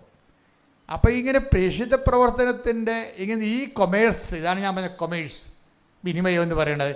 ഇത് ദൈവത്തിന് വേണ്ടി, ആത്മാക്കളുടെ വീണ്ടെടുപ്പിന് വേണ്ടി ചെയ്യുന്ന കാരണം, ക്രിസ്തുവിന് വേണ്ടി ചെയ്യുന്നത് കൊണ്ടും ആത്മാക്കളെ അടിസ്ഥാനപ്പെടുത്തി ചെയ്യുന്നത് കൊണ്ടും ഇതിൻ്റെ വിനിമയ മൂല്യമാണ്. ദൈവത്തിന് ഇങ്ങോട്ട് തരാനേ ഉണ്ടാകത്തുള്ളൂ. നമുക്ക് അങ്ങോട്ട് ദൈവം തന്നിരിക്കണം, അയാൾക്ക് കൊടുത്തിരിക്കണം. എന്താണ്? അയാൾ ആ ഒരു പരിപാടിയുമായിട്ട് മുന്നോട്ട് പോയി കഴിഞ്ഞപ്പോൾ ഈ കേസ് ഒരു ദിവസം കേസുകൾ കമ്മീഷൻസ് വെച്ച്, ലീഗൽ കമ്മീഷൻസ് വെച്ചു. ആ ലീഗൽ കമ്മീഷൻസിൽ ഒരു കമ്മീഷൻ ഇയാളെ തെറ്റുകാരനായിട്ട് കണ്ടു, മറ്റേ കമ്മീഷൻ അയാളെ തെറ്റുകാരനല്ലെന്ന് കണ്ടു. കേസ് മുന്നോട്ട് പോയി. പക്ഷെ ഒരു സമയത്ത് എന്താ പറഞ്ഞ് അയാളെ വിളിച്ചിട്ട് പറഞ്ഞു, ജഡ്ജി പറഞ്ഞു, ജിയോ യുവർ കേസ് സ്റ്റാൻഡ് കോസ്റ്റ് എന്ന് വെച്ച് കഴിഞ്ഞാൽ നിങ്ങളുടെ കേസ് തള്ളിപ്പോയിരിക്കണം. അപ്പം ഇതാണ് വിഷയം. അപ്പോൾ ഈ വിഷയം ചെയ്യുമ്പോഴും ജിയോക്ക് കൊടുത്തിരിക്കുന്നത് ഒരു കേസ് തള്ളിപ്പോയത് തന്നെയാണ്. പക്ഷെ ജിയോ ചെയ്തുകൊണ്ടിരിക്കുന്നത്, ജീവിതകാലം മുഴുവൻ ചെയ്തുകൊണ്ടിരിക്കുന്നത് അതിനേക്കാൾ ഇരട്ടി പ്രേക്ഷിത പ്രവർത്തനങ്ങളാണ്. എപ്പോഴും നമ്മുടെ മുമ്പിൽ എപ്പോഴും നമ്മുടെ ഒരു വെല്ലുവിളി എന്ന് പറയുന്നത്, നമ്മൾ ദൈവത്തിൽ നിന്ന് വാങ്ങിച്ചതിനേക്കാൾ കൂടുതൽ ദൈവത്തിന് കൊടുത്ത് ഇങ്ങോട്ട് തരാനുണ്ടാകണം. അപ്പോൾ നിങ്ങൾ ഓർക്കും ഇതെന്ത് ഇങ്ങനെ പറയണമെന്ന്. ഇങ്ങോട്ട് തരാനുണ്ടെന്ന് പറഞ്ഞു കഴിഞ്ഞാൽ നമ്മൾക്ക് തരാനുണ്ടാകും. എപ്പോഴും നമ്മൾ ശ്രദ്ധിക്കേണ്ട ഒരു കാര്യം, ഉടമ്പടി എടുത്തവരായാലും ഇല്ലാത്തവരായാലും എനിക്ക് നിങ്ങൾക്ക് നൽകാനുള്ളൊരു, ദൈവമായിട്ട് കുറേ നാൾ ജീവിക്കുമ്പോൾ നമുക്ക് മനസ്സിലാകുന്ന കുറേ സത്യങ്ങളുണ്ട്. അതിൽ ഒരു സത്യം എന്ന് പറയണത്, കുറേ കാര്യങ്ങൾക്ക് നോൺ പേയ്മെൻ്റാണ് ഉള്ളത്. കുറേ കാര്യം നമ്മുടെ ജീവിതത്തിൽ ദൈവത്തിന് വേണ്ടി സഹിക്കുന്ന കുറേ കാര്യങ്ങൾക്ക് കറണ്ട് പേയ്മെൻ്റ് ഉണ്ടാകരുത്. നമ്മുടെ എപ്പോഴും ഉള്ള പ്രശ്നം, കറണ്ട് പേയ്മെൻറ്റുമായിട്ട് ആൾക്കാർ എപ്പോഴും മൽപ്പിടുത്തമാണ്. ഞാൻ 4 തിരി കത്തിച്ചില്ലേ, 5 തിരി കത്തിച്ചില്ലേ, എൻ്റെ മകൾക്ക് കാനഡയിൽ വിസ പ്രോസസ് ചെയ്ത് കിട്ടിയില്ലല്ലോ എന്ന് പറഞ്ഞുകൊണ്ട് മാതാവിൻ്റെ അടുത്ത് സങ്കടപ്പെട്ട് നടക്കുന്ന ആൾക്കാരില്ലേ, അവരുടെ അവസ്ഥ കൊണ്ട് അവർ പറയണതാണ്. പക്ഷേ കുറേ കാര്യങ്ങളെങ്കിലും നമ്മൾക്ക് ഒരു കണ്ടീഷൻ അല്ലാത്ത, ഇപ്പോൾ ദൈവം നമുക്ക് തരുന്നത് എന്താണ്? അൺകണ്ടീഷൻ ലവ് ആണ്. കണ്ടീഷൻസ് ഒന്നും വെക്കാത്ത ലവ് ആണ്. നമ്മൾ ദൈവത്തിന് കൊടുക്കുന്നത് എന്തായിരിക്കണം? കണ്ടീഷൻസ് ഒന്നും വെക്കാത്തതായിരിക്കണം. ഇപ്പം നിങ്ങൾ കണ്ടീഷൻസ് വെച്ചിട്ടുണ്ടല്ലോ. എന്താ കണ്ടീഷൻസ്?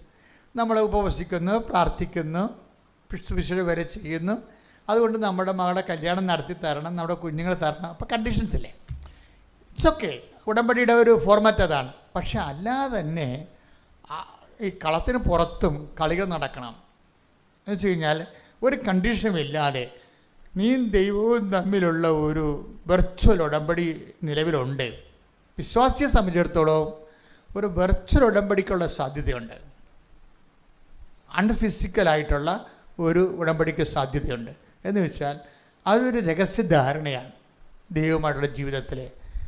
ഇപ്പം നമ്മൾ ചില ദിവസങ്ങളിൽ നിങ്ങൾ വെറുതെ നിങ്ങൾ ഇപ്പോൾ പ്രാർത്ഥിച്ച് മനുഷ്യന്മാർ പലരും പ്രാർത്ഥിക്കണത് എന്താ? ഇപ്പം ഞായറാഴ്ച കുർബാനയ്ക്ക് പോകുന്നു, കുടുംബ പ്രാർത്ഥന ചെല്ലുന്നു. ചിലരുടെ ഉള്ളിൽ ഒരു ആശയമുണ്ട്. എന്താണ്?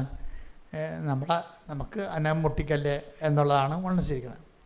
അല്ലെങ്കിൽ എന്തെങ്കിലും അപകടം വരാമെന്നതിനെക്കുറിച്ച് ആയിരിക്കും നമ്മുടെ ചിന്ത. ഒരു ഭയമുള്ളത് കൊണ്ട് ആൾക്കാർക്ക് ഭക്തിയും ഉണ്ടാവും. ഭയവും ഭക്തിയും തമ്മിൽ കുറേ ബന്ധങ്ങളുണ്ട്. ഇത് ഒരു കോമൺ ഫെയ്ത്താണ്. കോമൺ ഫെയ്ത്തുകാർക്കുള്ള ഒരു വിഷയം എന്ന് വെച്ച് കഴിഞ്ഞാൽ എല്ലാ ഭക്തിയുടെ പിന്നിൽ ഒരു ഭയം കിടക്കുന്നുണ്ട്. ഇതൊരു കോമൺ. ഇതിപ്പോൾ നോൺ ക്രിസ്ത്യൻസിന് പോലും ഭയവും ഉണ്ടാവും, ഭക്തിയും ഉണ്ടാവും. ഇനി എപ്പോഴും നമുക്ക് ഒരു ഭയമില്ലാത്ത ഭക്തി ഉണ്ടാകണം. ഭയമില്ലാത്ത ഭക്തി എന്ന് പറയുന്നത് ഇപ്പം നമ്മൾ ഭക്തിയെയും പ്രാർത്ഥനയെയും അതിൻ്റെ പരിണിത ഫലങ്ങളെയും തമ്മിൽ നമ്മൾ കുതിരയും വണ്ടിയും പോലെ കെട്ടിയിടരുത്. എന്താ കാര്യം? നമ്മൾ പ്രാർത്ഥിക്കുന്നു, നമ്മൾ കുതിര ഓടിക്കുന്നു, കാര്യം കുതിര വണ്ടി വലിക്കുന്നു എന്ന് പറയരുത്. നമ്മൾ പ്രാർത്ഥിക്കുന്നു, പ്രാർത്ഥന നമുക്ക് ജോലി തരുന്നു എന്ന് പറയരുത്. നമ്മൾ പ്രാർത്ഥിക്കുന്നു, കാര്യം എന്താണ്? അത് ഭൗതിക വിഷയത്തെക്കാളുപരി ദൈവവും ഞാനും തമ്മിലുള്ള ബന്ധത്തിൻ്റെ വിഷയമാണ്. ഭൗതിക നേട്ടങ്ങൾക്കോ കോട്ടങ്ങൾക്കോ അവിടെ സീറോ റിസൾട്ടാണുള്ളതെന്ന് ഒരു ബോധമുണ്ടാകണം. അങ്ങനെ വരുമ്പോൾ നിങ്ങൾ അഭിവാഞ്ചപ്പെടുന്നത് ദൈവത്തിന് വേണ്ടിയാണെന്ന് മാത്രമാണെന്ന് ദൈവത്തിന് തോന്നാം. ഇതിനാണൊരു ഈ ഒരു കേവല പ്ലാറ്റ്ഫോമിൽ നിന്നാണ് ആധ്യാത്മികത അതിൻ്റെ പുതിയ വഴികൾ തേടുന്നത്. പ്രാർത്ഥിക്കുക. കർത്താവായ ദൈവമേ, എല്ലാ വിഷയങ്ങൾക്കും അപ്പുറത്ത് നീ തന്നെയാണ് ഉടമ്പടിയുടെ നിന്നോടുള്ള ബന്ധവും സ്നേഹവുമാണ് ഉടമ്പടിയുടെ പരമലക്ഷ്യമെന്ന് എന്നെ ബോധ്യപ്പെടുത്തിക്കൊണ്ട് പരിശുദ്ധ അമ്മയെപ്പോലെ ഒന്നും ലഭിച്ചില്ലെങ്കിലും ഒന്നും നേടാൻ കഴിഞ്ഞില്ലെങ്കിലും പകരം സകലമാണ് ജീവിതമെങ്കിലും അത് സന്തോഷത്തിൽ സ്വീകരിച്ചുകൊണ്ട് ദൈവത്തെ മഹത്വപ്പെടുത്തി മുന്നേറുവാൻ എന്നെ അഭിഷേകം ശ്രദ്ധിക്കട്ടെ.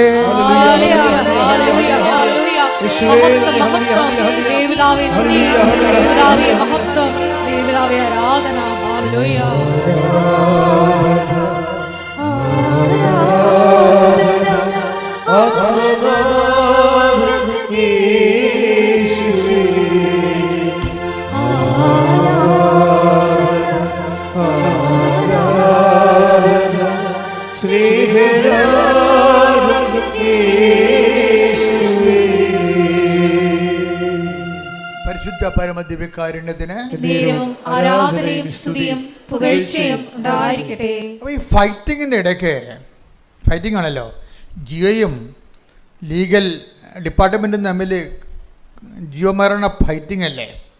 ഈ ഫൈറ്റിങ്ങിൻ്റെ സമയത്ത് ദൈവം ജിയോയ്ക്ക് 2 ആയുധങ്ങൾ ഇട്ട് കൊടുക്കും.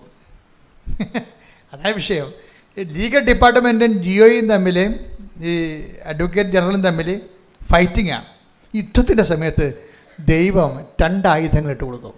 ഒരു ആയുധത്തിൽ പറയണതെന്ന് വെച്ച് കഴിഞ്ഞാൽ 1 പത്രോസ് 5:6 ശ്രുതികട്ടെ. ഹല്ലേലൂയ ഹല്ലേലൂയ ഹല്ലേലൂയ ഹല്ലേലൂയ ഹല്ലേലൂയ യേശുവേ നന്ദി യേശുവേ സ്തുതി ഹല്ലേലൂയ ഹല്ലേലൂയ ഹല്ലേലൂയ യേശുവേ ആരാധന ആരാധന ആരാധന യേശുവേ നന്ദി മഹത്വം മഹത്വം മഹത്വം മഹത്വം മഹത്വം ഹല്ലേലൂയ 1 പത്രോസ് 5:6 ദൈവത്തിന്റെ ശക്തമായ കരത്തിൻ കീഴിൽ ദൈവത്തിന്റെ ശക്തമായ കരത്തിൻ കീഴിൽ നിങ്ങൾ താഴ്മയോടെ നിൽക്കുവിൻ. അവിടുന്ന് തക്ക സമയത്ത് നിങ്ങളെ ഉയർത്തിക്കൊള്ളും. ഇതിന്റെ വിഷയം വെച്ച് കഴിഞ്ഞാല് എല്ലാ വിഷയങ്ങളും നമ്മളിങ്ങനെ വെറുതെ വന്ന് ഇവിടെ നോക്കിയാൽ മതി. അപ്പം തന്നെ നമ്മുടെ ഹൃദയത്തിൻ്റെ മുഴുവൻ വികാരങ്ങൾ നിങ്ങൾക്ക് എഴുതാൻ പറ്റുമോ? എഴുതാൻ പറ്റത്തില്ല. നിങ്ങളുടെ മനസ്സിൽ വരുന്ന മുഴുവൻ വിഷയങ്ങൾ ജോസഫച്ചൻ എഴുതി അറിയിക്കണം എന്ന് വെച്ച് കഴിഞ്ഞാൽ എത്ര നേരങ്ങൾ എഴുതി നിങ്ങൾ എത്ര നേരങ്ങൾ നിങ്ങൾ എഴുതി? ഞാൻ തന്നെയാണെങ്കിൽ ഒരു 3-4 പേജ് കത്തുണ്ടെങ്കിൽ ഞാൻ പ്രാർത്ഥിച്ചിട്ട് പടപടാന്ന് വായിക്കും. വെച്ച് കഴിഞ്ഞാൽ എനിക്ക് മെയിൻ പോയിൻ്റ് ക്യാച്ച് ചെയ്യാൻ വേണ്ടി, ഇത് മൊത്തം വായിക്കാൻ ചിലപ്പോൾ സമയം ഉണ്ടാകത്തില്ല, മെയിൻ പോയിൻ്റ് വായിക്കാൻ വേണ്ടി കർത്താവ് എനിക്ക് ആ കറക്റ്റ് സ്ഥലം, ഇപ്പോൾ ആൾക്കാരിൽ നിന്ന് ഞാൻ കത്ത് വായിക്കുന്നിടല്ലേ, പെട്ടെന്ന് വായിച്ചിട്ട് ഞാൻ ക്യാച്ച് ചെയ്യുക സംഭവം. മെയിൻ അവർ ഉദ്ദേശിക്കുന്നത് എന്താണെന്ന് അവർക്കത് എക്സ്പ്രസ് ചെയ്യാൻ വേണ്ടി കുറേ സമയമുണ്ട്, എഴുതാൻ വേണ്ടി അവർക്ക് അത്രയും വലിയ വശമില്ലാത്തത് കൊണ്ട് അവരെ പറഞ്ഞ് ഫലിപ്പിക്കാൻ വേണ്ടി എഴുതി വെക്കണതാണത്. പക്ഷേ എനിക്ക് ആ പോയിൻ്റ് കിട്ടാൻ വേണ്ടി ഞാൻ ക്യാച്ച് ചെയ്യണതാണത്, പെട്ടെന്ന് ക്യാച്ച് ചെയ്തത്. അതുപോലെ തന്നെയാണ് നമ്മളും ദൈവദൃശ്യനെ പറയണമെങ്കിൽ എന്തുമാത്രം കാര്യം പറയാനുണ്ടാകും. പക്ഷേ നിങ്ങളിവിടെ വരുമ്പോൾ തന്നെ ഓട്ടോമാറ്റിക് സ്കാൻ ചെയ്ത് നിങ്ങളുടെ മനസ്സുള്ള മുഴുവനും സംഭവങ്ങൾ അമ്മ എടുക്കും. ഇതുപോലെ തന്നെ എന്നിട്ട് നമ്മൾ ഇതുപോലെ ഈ ജിയോയെപ്പോലെ സത്യസന്ധമാണെന്ന് കണ്ടാൽ നമ്മളോട് ദൈവം ഓരോ ആയുധങ്ങൾ ഓരോ സമയത്ത് യുദ്ധത്തിന് ആവശ്യമായ ആയുധങ്ങൾ ഇട്ട് തരും. അതെല്ലാം ഈ വചനത്തിൽ എല്ലാത്തിനും ആയുധരിപ്പുണ്ട്. അപ്പോൾ ദൈവം പെറുക്കി എറിഞ്ഞു തരും. അപ്പം അത് പിടിക്കുമെന്നറിയാം. നമ്മളിങ്ങനെ ഈ വചനം കൊടുക്കുമ്പോൾ പിടിക്കാൻ ഇവർ നല്ല മരുങ്ങാണ്.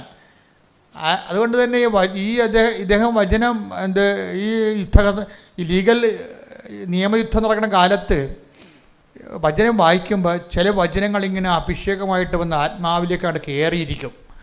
അതിങ്ങനൊരു വചനമാണ് ദൈവത്തിൻ്റെ തിരുസന്നിധിയിൽ ഈ സമയം ജിയോ നീ എന്ത് ചെയ്യണമെന്നറിയാവോ? എന്താണ് ദൈവത്തിൻ്റെ തിരുസന്നിധിയിൽ താഴ്മയോടെ നിൽക്കണം. നീ ഓവർ എൻതൂസിയാസം കാണിക്കരുത്. നിൻ്റെ മിസ്റ്റേക്ക് ഇല്ല നിനക്കറിയാം. മിസ്റ്റേക്ക് ഇല്ലാതെ വരുമ്പോൾ നമുക്ക് എന്തുണ്ടാവും? അഹങ്കാരം ഉണ്ടാവും. അതാണ് വിഷയം. മിസ്റ്റേക്ക് നമ്മുടെ കയ്യിൽ ഇല്ലെങ്കിലേ നമുക്ക് ഉള്ളിലൊരു അഹങ്കാരം ഉണ്ടാവും.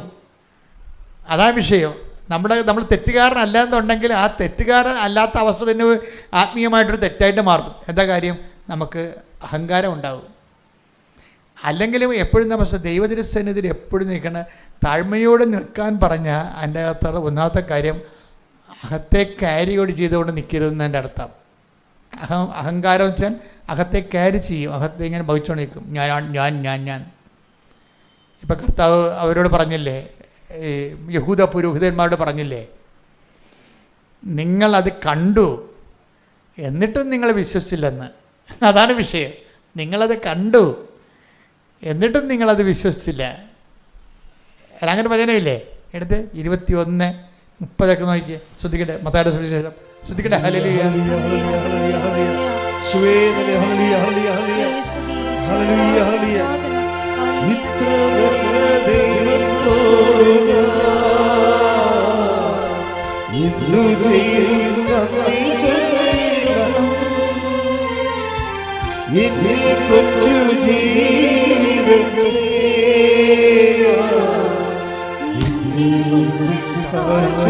കൈയടിച്ചോണ്ട് ഇത്ര നല്ല ദൈവത്തോട്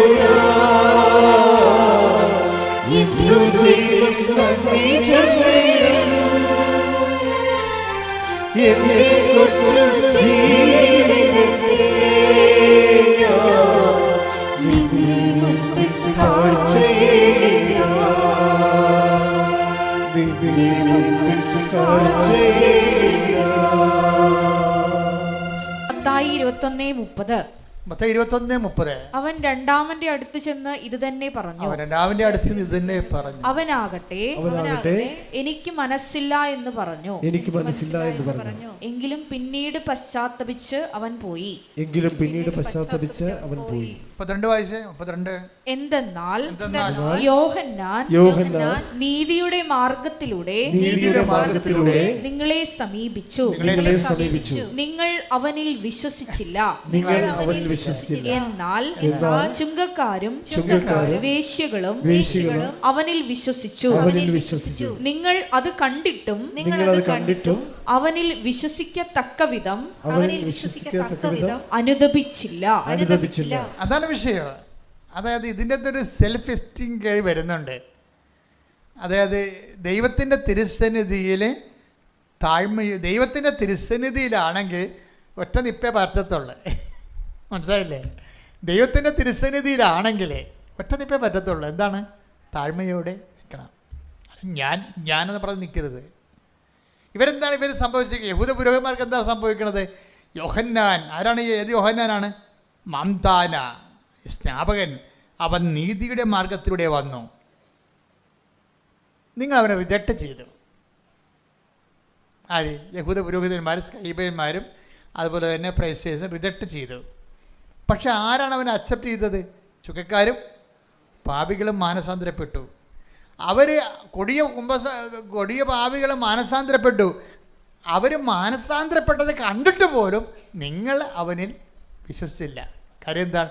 നിങ്ങൾ വലിയ കേമന്മാരാണെന്ന് പറഞ്ഞിരുന്ന നൈസാണ്. അവിടെ താഴ്മയില്ലല്ലോ, അവിടെ താഴ്മയില്ല. ദൈവത്തിൻ്റെ സന്നിധിയിൽ ഒരു കേമത്വത്തിന് യാതൊരു പ്രസക്തിയുമില്ല. അത് എപ്പോഴും നമ്മൾ ശ്രദ്ധിക്കണം. ഞാൻ ഇടവകയിലൊക്കെ ചെല്ലുമ്പോൾ പണ്ട് കാരിസ്മാറ്റിക് നല്ല തലമൂത്ത കാലം ഉണ്ടായിരുന്നു. അപ്പോൾ അതിൽ പോയി പങ്കെടുത്ത ആൾക്കാർ അവരോടൊക്കെ സംസാരിക്കുമ്പോൾ പട്ടാളക്കാരോട് സംസാരിക്കാൻ അവരിയ്ക്കും. പട്ടാളക്കാരോട് സംസാരിച്ചാൽ പട്ടാളക്കാരെന്ത് ചെയ്യുന്നറിയാമോ? മറ്റുള്ളവരെ സിവിലിയന്മാരെന്നാണ് വിളിക്കണത്. പട്ടാളക്കാരെല്ലാവരും തന്നെ കോമൺ പീപ്പിളിനെ, പബ്ലിക്കിനെ സിവിലിയൻ എന്നാണ് വിളിക്കണത്. വെച്ച് കഴിഞ്ഞാൽ നോട്ട് ട്രെയിൻഡ് പീപ്പിൾ എന്നാണ് എൻ്റെ അർത്ഥം. Not trained people. അവരെ പഠിപ്പിച്ചിരിക്കുന്നത് അങ്ങനെയാണ്. ഈ സിവിലിയൻ എന്ന് പറയുന്ന ബുദ്ധിയും ബോധം ഇല്ലാത്തതിനെ സംരക്ഷിക്കാനാണ് അവരെ തോക്കെടുത്ത് ഈ അഭ്യാസം പഠിച്ചിരിക്കണമെന്നാണ്, അതാണ് നമ്മളെ പഠിപ്പിച്ചിരിക്കുന്നത്. ഇപ്പോൾ സിവിലിയൻ എന്നാണ് പട്ടാളക്കാർ നമ്മളെ വിളിക്കുന്നത് എല്ലാവരും തന്നെ. ഇതുപോലെ ഈ കരിസ്മാറ്റിക് നവീകരണത്തിൽ വന്ന ആൾക്കാർ നാട്ടുകാരെ വിളിക്കുന്നത് ലോകത്താന്മാരെന്ന് വിളിക്കും. ഇതാണ് വിഷയം. ഈ ഒരു മനോഭാവം വർക്കൗട്ട് ചെയ്യത്തില്ല. അവിടെ വിഷയം അതാണ് പറയുന്നത്. നിങ്ങൾ ദൈവത്തിൻ്റെ തിരുസന്നിധിയിൽ ഉണ്ട്. അപ്പോൾ അതായത് ഈ മനുഷ്യന് ജസ്റ്റിഫൈ ചെയ്യാൻ 100,000 ഗ്രൗണ്ടുകളാണ്. കാര്യം ഈ ചെയ്തു കൂട്ടുന്ന പുണ്യങ്ങളെല്ലാം ക്ലെയിമിന് പറ്റണതാണ്.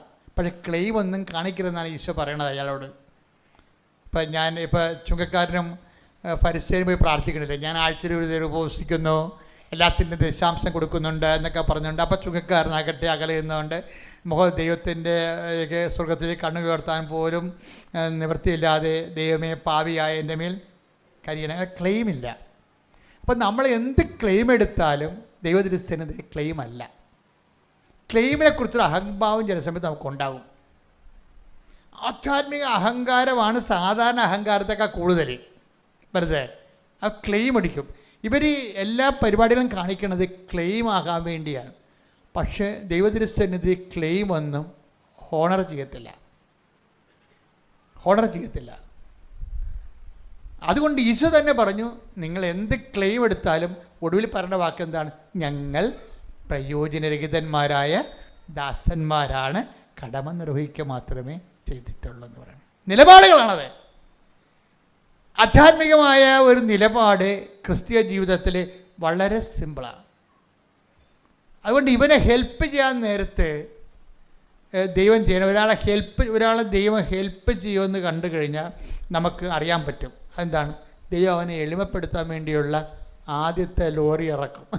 ആദ്യത്തെ വണ്ടി വരും ഇവനെ എളിമപ്പെടുത്താൻ വേണ്ടി. ഇവനെ എളിമപ്പെടുത്താൻ വേണ്ടി ആദ്യത്തെ വണ്ടി വരും. പക്ഷേ ഇവന് പരിശുദ്ധാത്മാവ് ഉണ്ടെങ്കിലേ മനസ്സിലാകത്തുള്ളൂ. ഇവൻ വലിയ തലയിൽ എല്ലാത്തിനും പരിപ്പിച്ച് നടക്കണവനായിരിക്കും. 15 വയസ്സുള്ള അവൻ്റെ മകൻ തന്നെ കയറിയിട്ട് പപ്പ ആ പറഞ്ഞത് ശരിയല്ല കേട്ടാ. അപ്പോൾ അമ്മ പപ്പ എവിടെയിങ്ങനെ സംസാരിക്കണമെന്ന് അമ്മ ചോദിക്കും. പക്ഷേ അപ്പോഴേ അപ്പായിക്കത് ഹർട്ടാവും. അയാൾക്കത് വൈരാഗ്യമായി മാറും. തൻ്റെ കൊച്ച് തൻ്റെ മുമ്പ് വിട്ട് നിന്ന് തന്നെ എതിരെ സംസാരിച്ചല്ലോ. പക്ഷേ പരിശുദ്ധാത്മാവ് ഉണ്ടെങ്കിൽ മനസ്സിലാകും, എന്നെ വെളിമപ്പെടുത്താനുള്ള ദൈവത്തിൻ്റെ ആദ്യ നടപടി കഴിഞ്ഞു. പരിശുദ്ധാത്മാവ് ഇല്ലെന്നുണ്ടെങ്കിൽ ആ കൊച്ചിൻ്റെ തലയിൽ ഞൊട്ടിക്കൊണ്ട് അയാൾ പോകും. അതാണ് വിഷയം വേണ്ടത്. എൻ്റെ വിഷയം വരുന്നത് ഇതാണ്. ഒരാളെ എളിമപ്പെടുത്താനുള്ള, ഇപ്പോൾ രോഗമായാലും ഒരു രോഗം നിനക്ക് വന്നു, നിനക്ക് നിവൃത്തിയില്ലാതെ, അപ്പം അങ്ങനെ വരുമ്പോൾ മറ്റുള്ളൊരു സഹായം നിനക്ക് വേണം. ദാറ്റ് മീൻസ് നിന്നെ എളിമപ്പെടുത്തുകയാണ്. That means the blessing is coming. ഒരു അനുഗ്രഹം വരുന്നു എന്നതിൻ്റെ അർത്ഥം. അല്ല രോഗം വന്നു എന്ന് പറഞ്ഞ് മോന്തം കയറ്റി അടക്കരുത്. ഒരു അനുഗ്രഹം വരുന്നു എന്നതിൻ്റെ അർത്ഥം നിന്നെ കർത്താവ് ലിഫ്റ്റ് ചെയ്യാൻ പോകുന്നു. അതിൻ്റെ അർത്ഥം അതാണ്. ഒരു തകർച്ച വന്നാൽ നിങ്ങൾക്കറിയാമല്ലോ, അതിൻ്റെ അർത്ഥം എന്താണ്? ദൈവത്തിലായിരിക്കും ചരിക്കരുത്. അതാണ് ഇവനോട് പറയണത്. നിന്നെ ഞാൻ ഹെൽപ്പ് ചെയ്യും. അതിൻ്റെ ഫസ്റ്റ് ഇൻസ്റ്റാൾമെൻറ്റ് വന്നിരിക്കണം. എന്താണ് കാരണം? ദൈവത്തിൻ്റെ തിരുസന്നിധിയിൽ താഴ്മയോടെ നിൽക്കുക. തക്ക സമയമാകുമ്പോൾ ഞാൻ നിന്നെ ലിഫ്റ്റ് ചെയ്യുമെന്ന് സ്തുതിക്കട്ടെ. ഹല്ലേലൂയ.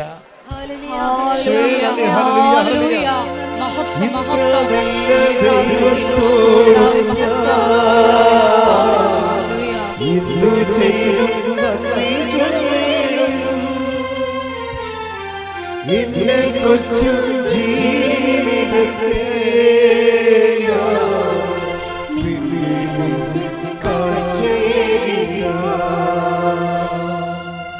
അപ്പം നമ്മൾ ചില സമയത്തെങ്കിലും സൂക്ഷിച്ചില്ലെങ്കിൽ ലോകത്തിന് അകപ്പെട്ടു പോകും, ലോകത്തിൻ്റെ അഭിവാഞ്ചകൾക്ക് അകപ്പെട്ടു പോകും. ലോകത്തിൻ്റെ അതേ ആയുധങ്ങൾ നമ്മൾ എടുക്കും പിടിച്ചു നിൽക്കാൻ വേണ്ടി. ചിലപ്പോൾ കള്ളത്തരം പറയും, ചിലപ്പോൾ നുണ പറയും, പിടിച്ചു നിൽക്കാൻ വേണ്ടിയാണ് പറയണത്. അപ്പോൾ ദൈവത്തിന് നമ്മളെ പേടി വരും, എങ്ങാനും ഇവൻ നുണ പറയുമോ എന്ന് വിചാരിച്ച്. ഒരു ചൂട് കൂടുമ്പോഴേ പൊള്ളുമ്പോഴേ പിടിച്ചു നിൽക്കാൻ വേണ്ടി നമ്മൾ ഒരു കള്ളം പറയുമോ. പല പൊള്ളുകലും വരുമ്പോഴാണല്ലോ ആൾക്കാർ കള്ളം പറയണത്. അപ്പോൾ ദൈവത്തിന് പേടിയാണ്, എൻ്റെ ദൈവ പൈതൽ പിടിച്ചു നിൽക്കാൻ വേണ്ടി ഒരു കള്ളം പറഞ്ഞേക്കുമോ ഇരിക്കുമ്പോൾ ദൈവത്തിന് പേടിയാണ്. അപ്പോൾ അതുകൊണ്ട് ദൈവം കോടതി കള്ളം പറയാതിരിക്കാൻ വേണ്ടി ജിയോയോട് പറയും, നീ ഫിലിപ്പി 2:15 വായിക്കാൻ പറയും. ഉടനെ ജിയോ, ഷൈല എന്നാണ് വൈഫിൻ്റെ പേര്, ഷൈല ഈശോ 2:15 വായിക്കാൻ പറയണല്ലോ, എന്തായിരിക്കും പ്രശ്നം? ഷൈല ഈശോ 2:15 വായിക്കാൻ പറയണല്ലോ. ഫിലിപ്പി വായിച്ചേ ഹല്ലേലൂയ. ഫിലിപ്പി 2:15. അങ്ങനെ നിങ്ങൾ നിർദോഷരും നിഷ്കളങ്കരുമായി തീർന്ന്, അതാണ് വിഷയം, നിഷ്കളങ്കരുമായി തീർന്ന് വഴിപിഴച്ചതും വക്രതയുള്ളതുമായ തലമുറയുടെ ഇടയിൽ കുറ്റമറ്റ ദൈവമക്കളാകട്ടെ. അവരുടെ മധ്യേ ലോകത്തിൽ നിങ്ങൾ വെളിച്ചമായി പ്രകാശിക്കുകയും ചെയ്യട്ടെ. ഇതാണ് സുവിശേഷം. ജീവമരണ ചക്രശ്വാസം വലിച്ചുള്ള നടപടിയല്ലേ. അതിൻ്റെ ഇടയ്ക്ക് ഇവനിൽ നിന്ന് അല്പം പോലും കളങ്കം കയറാതിരിക്കാൻ വേണ്ടി സീൽ ചെയ്യണം. കണ്ടില്ലേ എന്ത് പ്രൊട്ടക്ഷനാണ് ആ വചനം. ഇവന് എന്ത് വചനമാണ് ആവശ്യം ആ വചനം വെളിപ്പെടുത്തി കൊടുക്കും. യുദ്ധമാണ് നടക്കുകയാണ്, ലോകവുമായിട്ടുള്ള യുദ്ധം നടക്കുകയാണ്. വക്രതയാർന്ന ജനതയും വഞ്ചനയാർന്ന ജനതയുമായിട്ട് ഒരു യുദ്ധം നടക്കുകയാണ്. അപ്പോൾ ദൈവത്തിൻ്റെ നീതിമാനം ദൈവം നീതിയുടെ ആയുധങ്ങൾ എറിഞ്ഞു കൊടുക്കുകയാണ്. അതാണ് ഈ എഫേസ്യൻസ് ഒക്കെ പറയണത്. 6:25 വായിച്ചേ, എഫേസ്യൻസ് 6:25. ശ്രുതികട ഹല്ലേലൂയ ഹല്ലേലൂയ ഹല്ലേലൂയ ഹല്ലേലൂയ ഹല്ലേലൂയ. യേശുവേ നന്ദി. ഹല്ലേലൂയ ഹല്ലേലൂയ ഹല്ലേലൂയ ഹല്ലേലൂയ ഹല്ലേലൂയ ഹല്ലേലൂയ ഹല്ലേലൂയ. ഇരുളിൽ വീണാലും അവിടെ ഞാനേകനല്ല, ഇരുളിൽ വീണാലും അവിടെ ഞാനേകനല്ല, വീഴുന്നതും തീരല്ല എന്റെ യേശുവിൻ കരങ്ങളിലാ, വീഴുന്നതും തീരല്ല എന്റെ യേശുവിൻ കരങ്ങളിലാ. പരീക്ഷയെ ദൈവം അനുവദിച്ച പരിഹാരമെനിക്കായി കരുതിയിട്ടുണ്ട്, പരീക്ഷയെ ദൈവം അനുവദിച്ച പരിഹാരമെനിക്കായി കരുതിയിട്ടുണ്ട്. എന്തിനു ചോദിക്കില്ല ഞാൻ, എന്റെ നന്മയ്ക്കായി നിറയുന്നില്ല. എന്തിനു ചോദിക്കില്ല ഞാൻ, എന്റെ നന്മയ്ക്കായി നിറയുന്നില്ല. എഫേസ്യോസ് 6:13 മുതലുള്ള തിരുവചനങ്ങൾ. എഫേസ്യോസ് 6:13. അതിനാൽ ദൈവത്തിന്റെ എല്ലാ ആയുധങ്ങളും ധരിക്കുവിൻ. അതെ, ലോകവുമായിട്ട് നമ്മൾ ഇപ്പൊ ജിയോയെ പോലെ ലോക വക്രതയാർന്ന ലോകമാണ്, വഞ്ചനയാർന്ന ലോകമാണ്, തട്ടിപ്പിന്റെ ലോകമാണ്. അയാളാണ് ഇയാളെ കുടുക്കിയിരിക്കുന്നത്. ആ മന്ത്രിയും ഫസ്റ്റാണ്, അതിനകത്തുണ്ടായിരുന്ന ആക്ടിങ് അക്കൗണ്ടന്റ് ഏജന്റുമാരും എല്ലാം കൂടി കുരുക്കിയിരിക്കുകയാണ്. എല്ലാം തന്ത്രമാണ്. അപ്പം അങ്ങനെ ഇതിപ്പോൾ ഈ വക്രതയാർന്ന ലോകത്ത് നിഷ്കളങ്കരും സംശുദ്ധരുമായിരിക്കാൻ വേണ്ടി ലോകത്തിൻ്റെ സ്ഥാപനം മുതൽ നമ്മുടെ ക്രിസ്തു തിരഞ്ഞെടുത്താനുള്ള ബോധ്യത്തോടു കൂടി ദൈവത്തിൻ്റെ എല്ലാ ആയുധങ്ങളും ധരിക്കുവിൻ. 6:13 വായിച്ചേ. തിന്മയുടെ ദിനത്തിൽ ചെറുത്ത് നിൽക്കാനും. എഫേസ്യസ് 6:13 ഏറ്റു പറഞ്ഞ തിന്മയുടെ ദിനത്തിൽ ചെറുത്തു നിൽക്കാനും എല്ലാ കർത്തവ്യങ്ങളും നിറവേറ്റിക്കൊണ്ട് പിടിച്ചു നിൽക്കാനും അങ്ങനെ നിങ്ങൾക്ക് സാധിക്കും. അതിനാൽ സത്യം കൊണ്ട് അരമുറുക്കി നീതിയുടെ കവചം ധരിച്ച് നിങ്ങൾ ഉറച്ചു നിൽക്കുവിൻ. സമാധാനത്തിന്റെ സുവിശേഷത്തിനുള്ള ഒരുക്കം ഒരുക്കമാകുന്ന പാദരക്ഷകൾ ധരിക്കുവിൻ. സർവോപരി ദുഷ്ടന്റെ ജ്വലിക്കുന്ന കൂരമ്പുകളെ കെടുത്തുന്നതിന് നിങ്ങളെ ശക്തരാക്കുന്ന വിശ്വാസത്തിന്റെ പരിചയെടുക്കുവിൻ. രക്ഷയുടെ പടത്തൊപ്പി അണിയുകയും ദൈവവചനമാകുന്ന ആത്മാവിന്റെ വാൾ എടുക്കുകയും ചെയ്യുവിൻ. അപ്പോൾ ഈ വിഷയങ്ങളെ, ഈ ആത്മീയ യുദ്ധത്തിൽ എപ്പോഴും നമുക്ക് ഉള്ള വിഷയം, ഉപയോഗിക്കേണ്ടതെല്ലാം സ്പിരിച്വൽ വെപ്പൺസ് ഉപയോഗിക്കാൻ പറ്റത്തുള്ളൂ. ലോകത്തിൻ്റെ കള്ളവ്, അവന് നുണ, അല്ലെങ്കിൽ മിണ്ടാതിരിക്കുന്നത് ചിലപ്പോൾ നുണയുടെ ഫലം ചെയ്യും. ചിലർ മിണ്ടാതിരിക്കുമല്ല. അപ്പം ഇങ്ങനെ തന്ത്രങ്ങളൊന്നും കാണിക്കരുത്.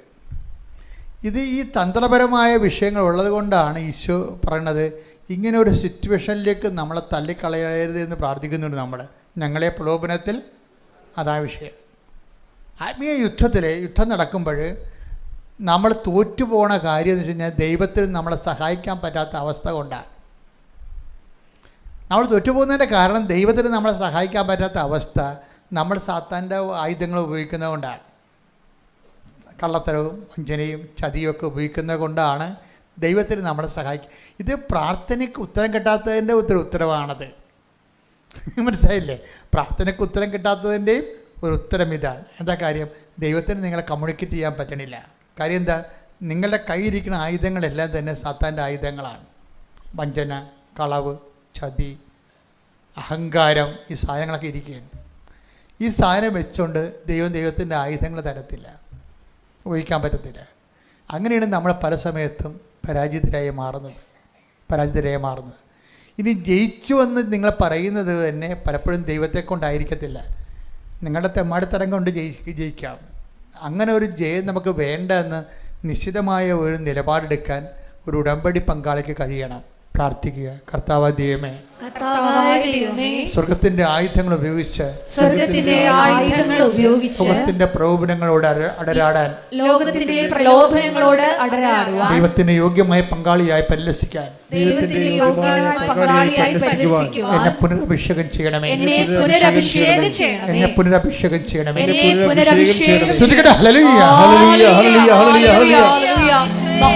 ഒരുമിച്ച് പാടാം.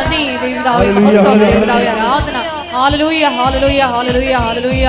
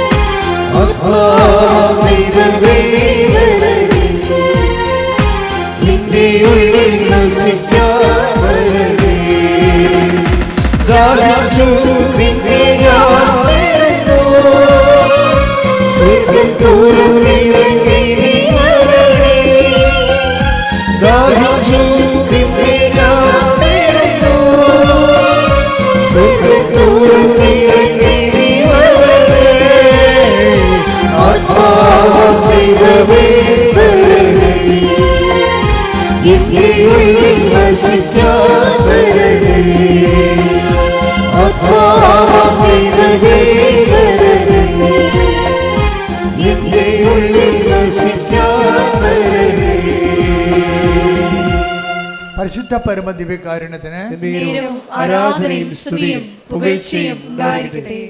ഇതുപോലെ തന്നെ വേറൊരു സാക്ഷ്യം ഉണ്ടായിരുന്നു. ഉടമ്പടിയുടെ കറണ്ട് റേറ്റിംഗ് നമുക്ക് മനസ്സിലാകണത്. ഉടമ്പടിയുടെ കറണ്ട് റേറ്റിംഗ്, ഞാൻ അങ്ങനെയാണ് സാക്ഷ്യത്തെ ഞാൻ സമീപിക്കുന്നത്. ഉടമ്പടി ആൾക്കാർ ഇൻവെസ്റ്റ് ചെയ്യുന്നത് അവരുടെ കനാബലം പോലെ ഇൻവെസ്റ്റ് ചെയ്യുമ്പോൾ അവരുടെ റിസൾട്ട് എന്നൊക്കെ പറയണത് ഒരു ഒന്നൊന്നര റിസൾട്ടാണ്. ഇതിൻ്റെ അത് കണ്ടില്ലേ? ഇപ്പോൾ ജിയോയുടെ ഇൻവെസ്റ്റ്മെൻറ്റ് എന്ന് പറഞ്ഞാൽ സത്യസന്ധമായ ഇൻവെസ്റ്റ്മെൻറ്റാണ്, സീരിയസ് ഇൻവെസ്റ്റ്മെൻറ്റാണ്, വളരെ സീരിയസ് ആയിട്ട് ഇൻവെസ്റ്റ്മെൻറ്റാണ്. അല്ലാതെ നോക്കട്ടെ, കിട്ടിയ ഊട്ടി പോയ ചട്ടി എന്നൊക്കെ പറഞ്ഞുകൊണ്ട് നമുക്ക് എടുക്കാം, ലോട്ടറി ടിക്കറ്റ് എടുക്കണ പോലെ ഉടമ്പടി എടുത്തിട്ട് കാര്യമില്ല. അതൊരു സീരിയസ് ഇൻവെസ്റ്റ്മെൻറ്റിന് ദൈവമായിട്ടൊരു ഡീലിന് തയ്യാറാകുന്നവരെ, ഹെവി ഇൻവെസ്റ്റ്മെൻറ്റ് നടത്തിയിട്ട് ലോ ഇൻട്രസ്റ്റ് വാങ്ങിക്കുന്ന ആൾക്കാരെ നമ്മൾ നടത്തിയിരിക്കുന്ന ഹെവി ഇൻവെസ്റ്റ്മെൻറ്റാണ്. എന്താ കാര്യം? നമ്മൾ ദൈവത്തിൻ്റെ ആനുകൂല്യങ്ങളല്ല നോക്കണത്, നിങ്ങൾ ശരിക്കും ഒരു തെഫ്റ്റായിരിക്കണം ദൈവത്തിൻ്റെ സന്നിധിയിൽ. ഒരു കള്ളൻ, ഒരു കള്ളി. എന്താ കാര്യം വെച്ച് കഴിഞ്ഞാൽ, നിങ്ങൾ ഉടമ്പടി എടുക്കുമ്പോൾ ഉടമ്പടിയിൽ ദൈവത്തിന് ലഭിക്കുന്ന ജോലി, വീട്, വിവാഹം, കുഞ്ഞുങ്ങൾ, അതൊക്കെ നിങ്ങളിങ്ങനെ പറയുമെങ്കിലും നിങ്ങളുടെ ഉദ്ദേശം വേറെ ആയിരിക്കണം. എന്തായിരിക്കണം? ദൈവം തന്നെയായിരിക്കണം. ദൈവത്തിന് തോന്നണം അത്, ഇവളെ ജോലിക്ക് വേണ്ടിയല്ല എൻ്റെ പുറകെ നടക്കുന്നത്, എന്നെ തന്നെ കൊണ്ടുപോകാൻ വേണ്ടിയാണെന്ന് തോന്നണം. അങ്ങനെ ദൈവത്തിന് തോന്നിയ ദൈവത്തിൻ്റെ സ്വന്തമായി നീ ബ്രാൻഡ് ചെയ്യപ്പെടും. ദൈവത്തിൻ്റെ സ്വന്തമാണെങ്കിൽ പിന്നെ എന്നാ പരിപാടി? ഈച്ച് ആൻഡ് എവരിത്തിങ്, എല്ലാ വിഷയങ്ങൾക്കും. ഒന്നാമത് ഞാൻ ഇത്രയും നാൾ ദൈവമായിട്ടാണ് നമുക്ക് മനസ്സിലായത്, നമ്മൾ ദൈവം അല്ലാത്ത ഒരു വിഷയവും ഇല്ല ജീവിതത്തിൽ. നമ്മുടെ ജീവിതത്തിൽ ഇപ്പം നിങ്ങളുടെ സ്വകാര്യതയിൽ നിങ്ങൾക്ക് തന്നെ വലുതും ചെറുതുമായിട്ടുള്ള സ്വകാര്യത ഉണ്ടാകും. പക്ഷെ നിങ്ങളുടെ എല്ലാ വിഷയങ്ങളും ദൈവത്തിന് ഒരേ റേറ്റിങ്ങിലും പ്രാധാന്യത്തിലാണ് ദൈവം അക്സെപ്റ്റ് ചെയ്യണത്. ഇനി ആ വിഷയം അതിനേക്കാൾ ഭംഗിയായിട്ട് ചെയ്യാൻ നിലവിലുള്ള സാധ്യതകളെക്കാൾ മികച്ച സാധ്യതയാണ് ദൈവത്തിനുള്ളത്. കഴിഞ്ഞ ദിവസങ്ങളിലെ റാഫേൽ ഷീബ റാഫേൽ നമ്മുടെ തൃശ്ശൂർ സെൻറ് തോമസ് കോളേജിലൊരു പ്രൊഫസറാണ്. എനിക്ക് ഇഷ്ടപ്പെട്ടൊരു സാക്ഷ്യങ്ങളൊന്നായിരുന്നു. ഇവരുടെ സാക്ഷ്യം എന്ന് പറയുന്നത്, ഇവർ സുവോളജിസ്റ്റാണ്. സുവോളജി എന്ന് പറയുന്നത് ഈ ഇൻസെക്ട്സിനെയൊക്കെ പഠിക്കത്തില്ലേ, അതിനെക്കുറിച്ചുള്ള റിസേർച്ചാണ്. അപ്പോൾ ഇവരുടെ PhD, ഇവർ പ്രൊഫസറാണ്. ഇവരുടെ PhD തീസിസ് വിചിത്രമായൊരു സബ്ജക്റ്റാണ്. സിൽവർ ഫിഷ് എന്ന സംഭവമാണ്. സിൽവർ ഫിഷ് ഇരട്ടവാലൻ. കേട്ടാൽ ഇംഗ്ലീഷ്, നമ്മളാണ് ഇരട്ടവാലൻ, രണ്ടാം വാല, 3 വാലനൊക്കെ പറയണത്. സാഹിബ് അടിപൊളി ഭാഷയായിട്ടിരിക്കണം. സിൽവർ ഫിഷ് സംഭവം ഇരട്ടവാലനാണ്, പക്ഷെ അതിനെക്കുറിച്ചുള്ള ഗവേഷണമാണ്. അപ്പോൾ എന്താ കുഴപ്പമെന്ന് പറയുന്നത്, ഇതൊരു കുഴപ്പം പിടിച്ച സബ്ജക്റ്റാണ്. നിങ്ങൾക്ക് ഓർക്കും ഇരട്ടവാലിനെക്കുറിച്ച് എന്നാ ഗവേഷണം നടത്താനാണെന്ന്. അങ്ങനെയല്ല. ആ ഗവേഷണം നടത്താൻ വേണ്ടി നമ്മളല്ലേ പ്രശ്നമായി പോയത്. ഒന്നാമതല്ല, ഇതിനെക്കുറിച്ച് വേറെ സ്റ്റഡീസൊന്നുമില്ല. വളരെ റയർ സബ്ജക്റ്റാണ്, വേറെ ആരും പഠിച്ചിട്ടില്ല. അതോടുകൂടി 2019-18 പ്രോജക്റ്റാണ്. 2022 വന്നിട്ടും ഒരടി പോലും മുന്നോട്ട് പോകണില്ല. ഒരു പാരഗ്രാഫ് പോലും എഴുതാൻ പറ്റണില്ല. കാര്യം ഇതിൽ നിന്ന് ആരും ഗൈഡ് ചെയ്യാനില്ല. അപ്പോൾ 3 കൊല്ലം വേസ്റ്റായിപ്പോയി. അപ്പം ഷീബയുടെ അമ്മ പറഞ്ഞ്, നീ പോയി ഉടമ്പടി എടുക്ക്, മാതാവിൻ്റെ അടുത്ത് നിനക്ക് മാർഗം ഉണ്ടാവുമെന്ന് പറയും. അപ്പോൾ ഈ പ്രൊഫസർ പറയുന്നൊരു വിഷയം എന്ന് പറയണത്, why should I take covenant?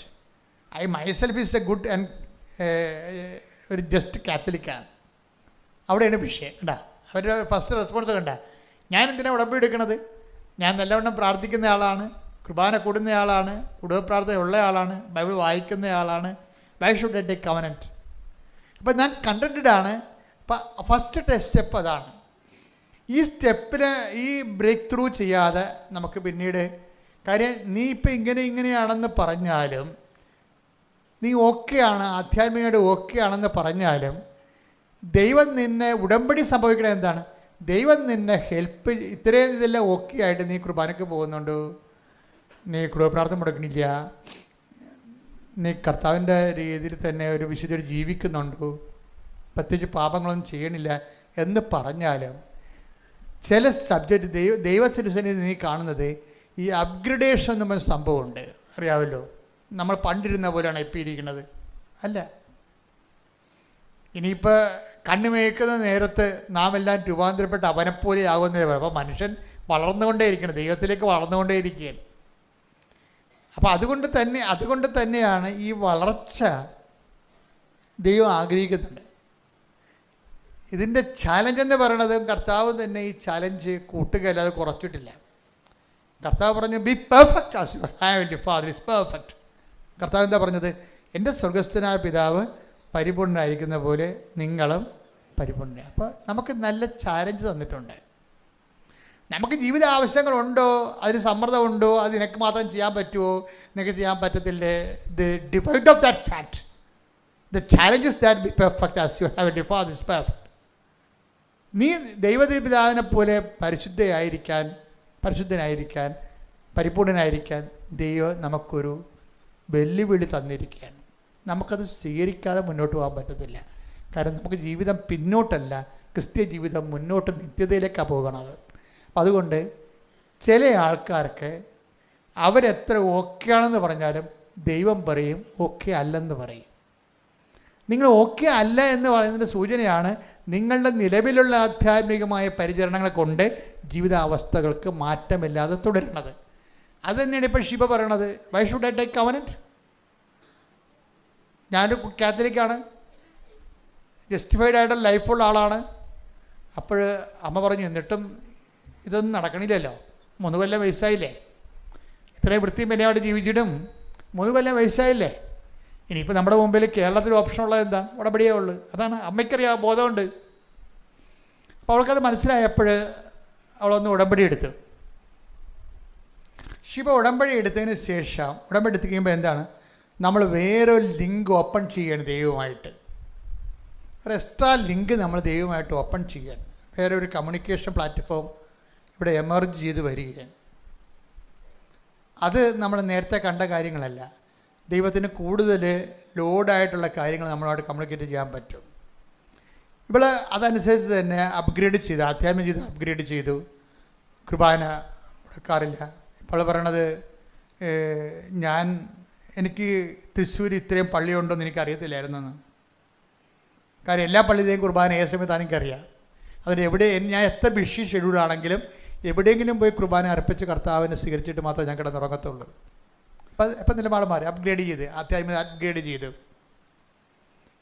അതനുസരിച്ച് ബൈബിൾ വായിക്കാൻ തുടങ്ങി. ബൈബിൾ വായിക്കാൻ കാരണം മുമ്പ് ഞാൻ കുടുംബ പ്രാർത്ഥനയ്ക്ക് 3 മിനിറ്റേ ബൈബിൾ വായിക്കത്തുള്ളായിരുന്നു. ഇപ്പോൾ ഞാൻ മസ്റ്റായിട്ട് ഒരു അരമണിക്കൂർ ബൈബിൾ വായിക്കും. എന്താ കാരണം എന്ന് വെച്ച് കഴിഞ്ഞാൽ ബൈബിൾ എഴുതിയിട്ടുണ്ട് എന്താണ്, ദൈവത്തിനൊന്നും അസാധ്യമല്ലെന്ന്. അതാണ് വിഷയം. അത് നമ്മളെ കേട്ടിട്ടുണ്ടത്. പക്ഷേ ഷീബ കേട്ടിരിക്കുന്നത് വേറെ ഷീബ കേട്ടിരിക്കുന്നത് വേറെ ലെവലിലാണ്. വെച്ചാൽ ഇവൾക്ക് അസാധ്യമായി പോയില്ലേ. 3 കൊല്ലം ഈ ഇരട്ട പാലിൻ്റെ പുറകെ നടന്നിട്ട് ഒരു അരപ്പേജ് പോലും എഴുതാവത്തില്ലല്ലോ. അപ്പം അസാധ്യമാണ്. അപ്പോൾ ബൈബിളാണ് പറയണത് ലൂക്കാ 1:37 ദൈവത്തിനൊന്നും അസാധ്യമല്ലല്ലോ എന്ന്. അപ്പം അസാധ്യമല്ലെന്ന് ലോകത്തോട് പറയുന്ന ഒരേ ഒരു പുസ്തകമാണിത്. കൈയടിക്കുന്ന ശ്രുതികളുടെ ഹല്ലേലൂയ.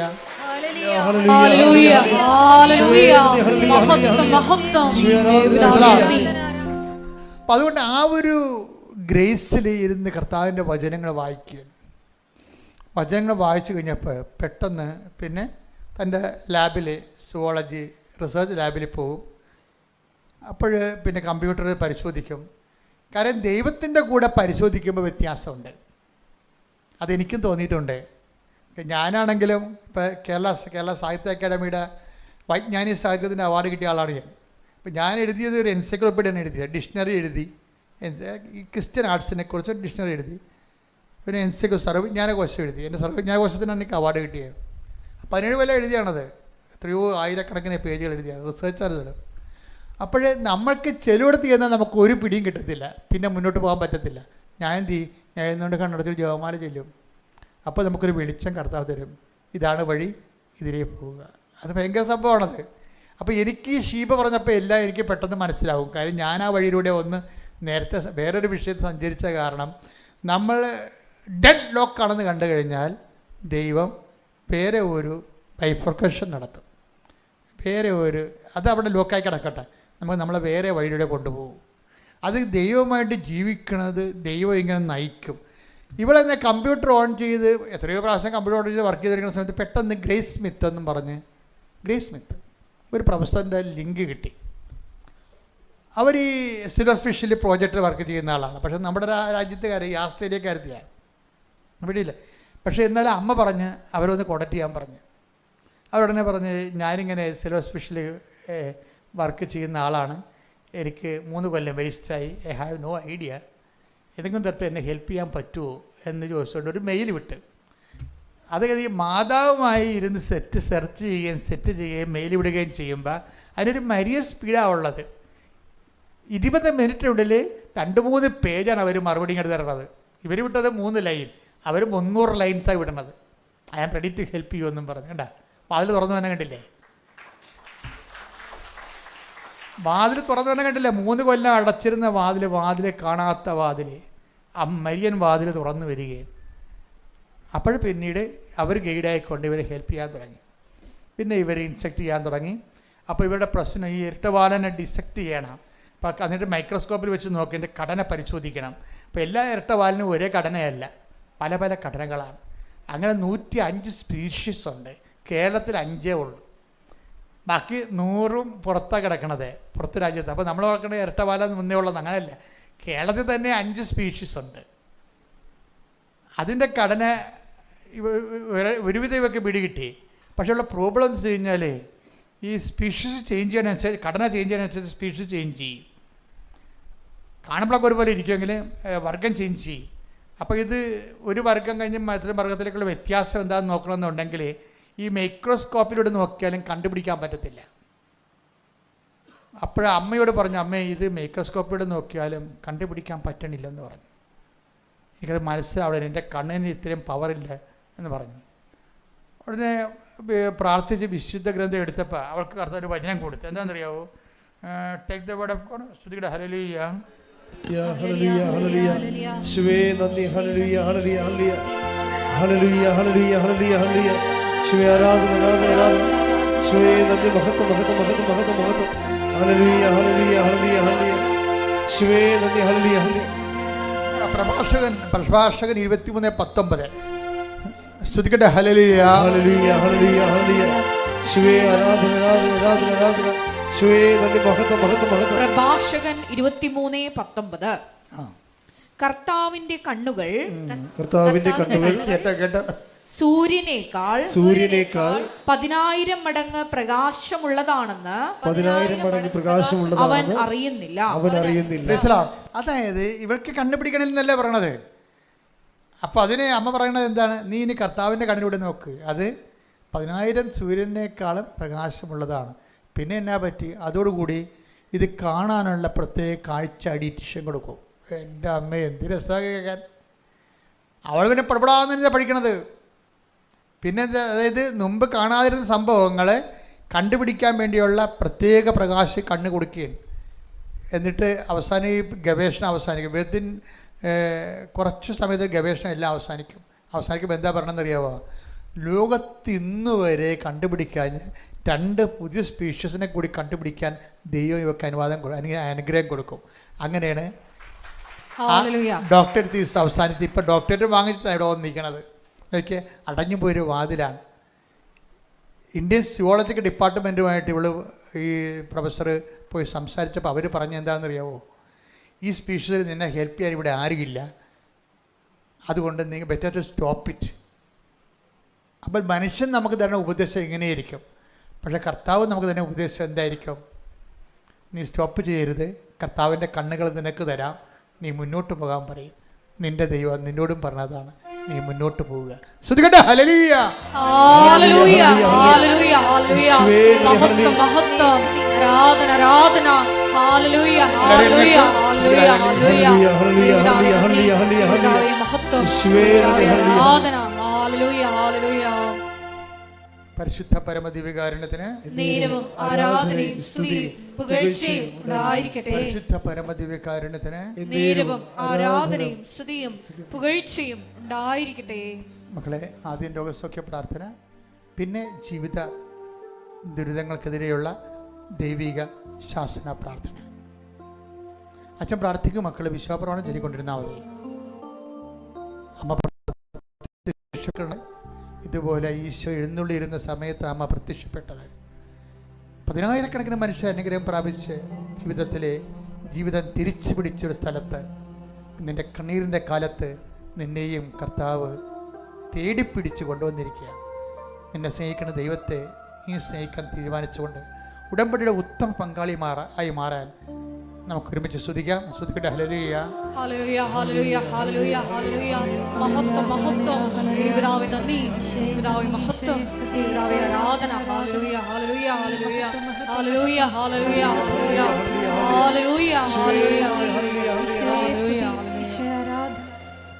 അച്ഛനോട് ചേർന്ന് പ്രാർത്ഥിക്കുക. കർത്താവായ ദൈവമേ, കർത്താവായ ദൈവമേ, അന്ധന് കാഴ്ച നൽകിയവനെ, അന്ധന് കാഴ്ച നൽകിയവനെ, ചെകിടിനെ കേൾവി നൽകിയവനെ, ചെകിടന് കേൾവി നൽകിയവനെ, ഊമന് സംഭാഷണം നൽകിയവനെ, ഊമന് സംഭാഷണ ശക്തി നൽകിയവനെ, അഹോരോഗ്യം സുഖപ്പെടുത്തിയവനെ, മഹോദര രോഗിയെ സുഖപ്പെടുത്തിയവനെ, തളവാരോഗ്യം സുഖപ്പെടുത്തിയവനെ, തളർവാദ രോഗിയെ സുഖപ്പെടുത്തിയവനെ, മരിച്ചവനെ ഉയർപ്പിച്ചവനെ, മരിച്ചവനെ ഉയർപ്പിച്ചവനെ, നിന്റെ തിരുനാമത്തിന് നിന്റെ തിരുനാമത്തിന് സ്തോത്രം ചെയ്യുന്നു. സ്തോത്രം ചെയ്യുന്നു. കർത്താവേ, കർത്താവേ, അങ്ങയുടെ അങ്ങയുടെ വിശുദ്ധ പൗരോഹിത്യത്തെ വിശുദ്ധ പൗരോഹിത്യത്തെ മഹത്വപ്പെടുത്തണമേ.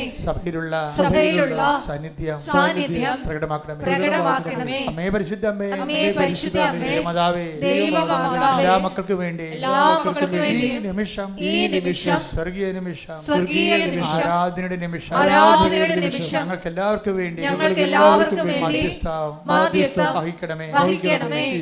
ഈശോ രോഗികള് രോഗങ്ങൾ കൊണ്ട് മേലാത്തവരെ ജീവിതം നിരാശപൂർണമായവരെ സങ്കടപ്പെടുന്നവരെ ജോലി ചെയ്യാൻ പറ്റാത്തവരെ കുടുംബത്തിനും ഭാരമായി പോകുമോ എന്നോർ സങ്കടപ്പെടുന്നവരെ കർത്താവേ, നിന്റെ കരുണയാൽ ഈ നിമിഷം അവരെ സ്പർശിക്കണമേ.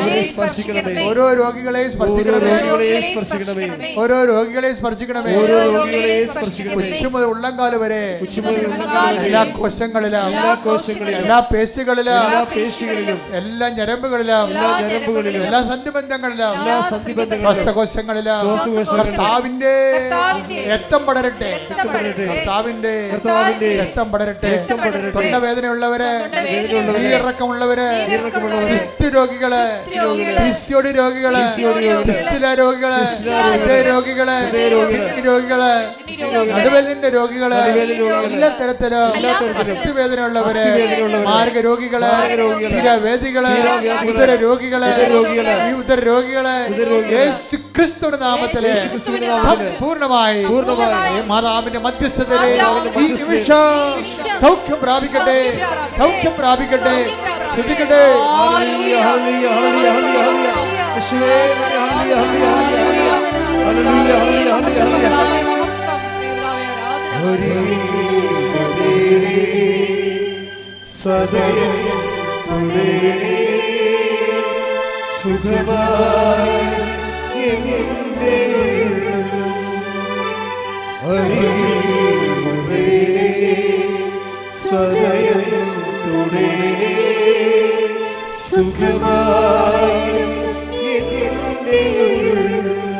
പരിശുദ്ധ പരമദിവ്യകാരുണ്യത്തിന് എന്റെ പ്രിയപ്പെട്ടവരെ, കൈകൾ കൂപ്പി കണ്ണുകളടച്ച് കർത്താവിന്റെ തിരുശരീരം, കർത്താവിന്റെ വിളി ദൈവ പൈതലെ നീ തിരിച്ചറിഞ്ഞ് നന്ദി പറയുക. മനസ്സിലെ സന്നിധിയിലെ ഈ പ്രഭാതത്തിൽ നിൽക്കാൻ കഴിയണത് ഒരു നിസ്സാര കാര്യമല്ല. കർത്താവിന്റെ വിളി ദൈവ പൈതലെ നീ തിരിച്ചറിഞ്ഞ് നന്ദി പറയുക. മനസ്സിലെ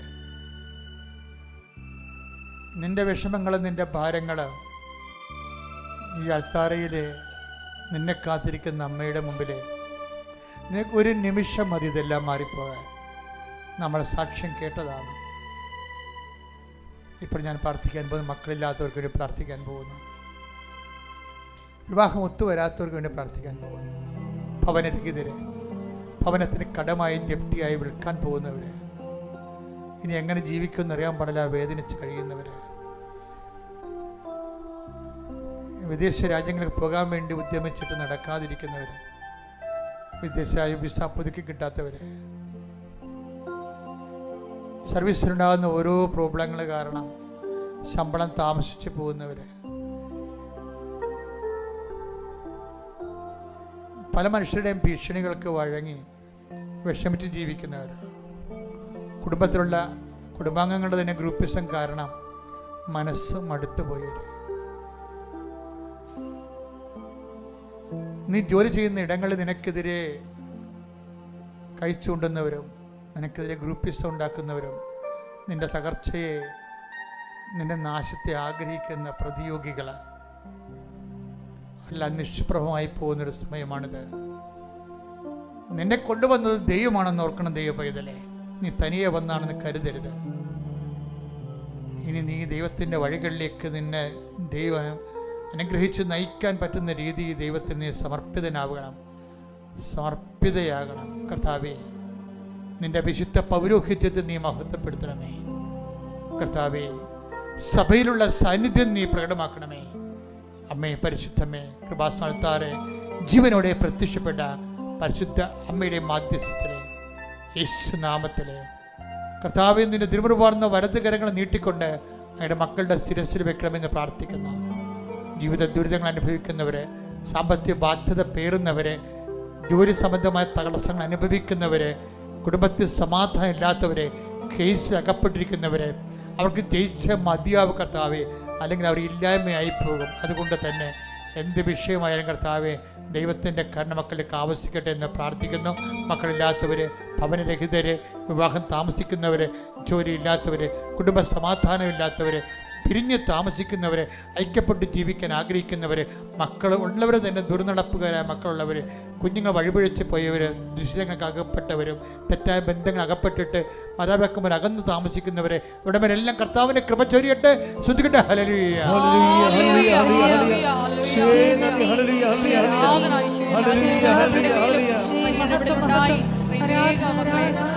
സാക്ഷികളാക്കി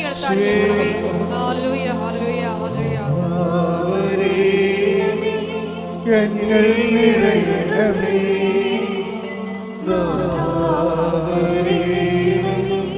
സൗഖ്യം നൽകണമേ,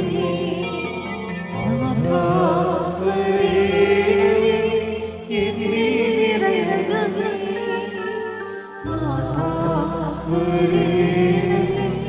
സൗഖ്യം നൽകണമേ. മുട്ടനിക്ക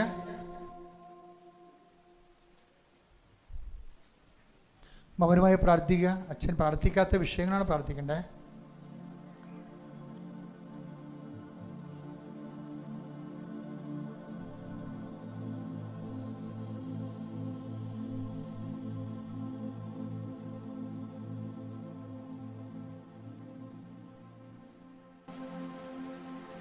എൻ്റെ പ്രിയപ്പെട്ടവരെ, നമ്മുടെ ഡെയിലി ബ്രെഡും അതുപോലെ തന്നെ ഉടമ്പടി ധ്യാനവുമാണ് ആൾക്കാർക്ക് ഭക്ഷണം പോലെ വരണത്. ഒരു കാറിൻ്റെ 2 ലൈറ്റ് പോലെയാണ് നമ്മുടെ സാക്ഷ്യങ്ങളും ഉടമ്പടി ധ്യാനവും. ഒന്നും നിങ്ങൾക്ക് മിസ് ചെയ്ത് നിങ്ങൾ തന്നെയല്ല അത് ഷെയർ ചെയ്യുകയും ചെയ്യണം. ആരെങ്കിലും ഇനിയും സാക്ഷ്യം പറയാതിരിക്കുന്നുണ്ടെങ്കിൽ എത്രയും വേഗം ദൈവത്തോടുള്ള ആ കടമ നിർവഹിക്കണമെന്ന് ഓർപ്പിക്കുന്നു. പറയാപ്പെടാത്ത സാക്ഷ്യം നമുക്കൊരു ബാധ്യതയായിട്ട് വരും. അവസാനം ദൈവത്തെ നമ്മൾ അനുഗ്രഹിക്കാൻ പറ്റാത്ത അവസ്ഥ വരും. നമ്മുടെ പ്രാർത്ഥന കേൾക്കപ്പെടാത്ത അവസ്ഥ വരും. കാര്യം കേട്ടിട്ട് ദൈവത്തിന് പ്രത്യേകിച്ച് കാര്യമൊന്നും ഇല്ലാത്തതുകൊണ്ട്. അപ്പം നീ ദൈവ അനുഗ്രഹം നൽകിയവരെല്ലാം മറ്റുള്ളവരുടെ വിശ്വാസം വർദ്ധിക്കാൻ വേണ്ടി അത് പൊതുസമൂഹത്തിലെ കൃപാസനത്തിൽ വന്ന് പങ്കുവെക്കണമെന്ന് പ്രത്യേകം ഓർപ്പിക്കുന്നു. സമാപനാശീർവാദം സ്വീകരിക്കാം.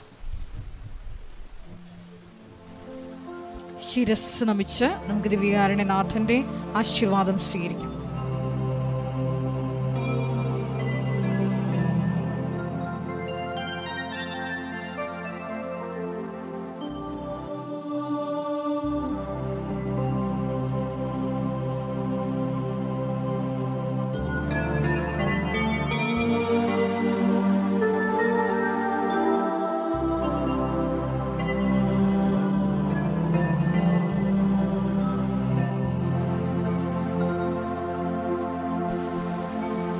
പരിശുദ്ധ പരമമാ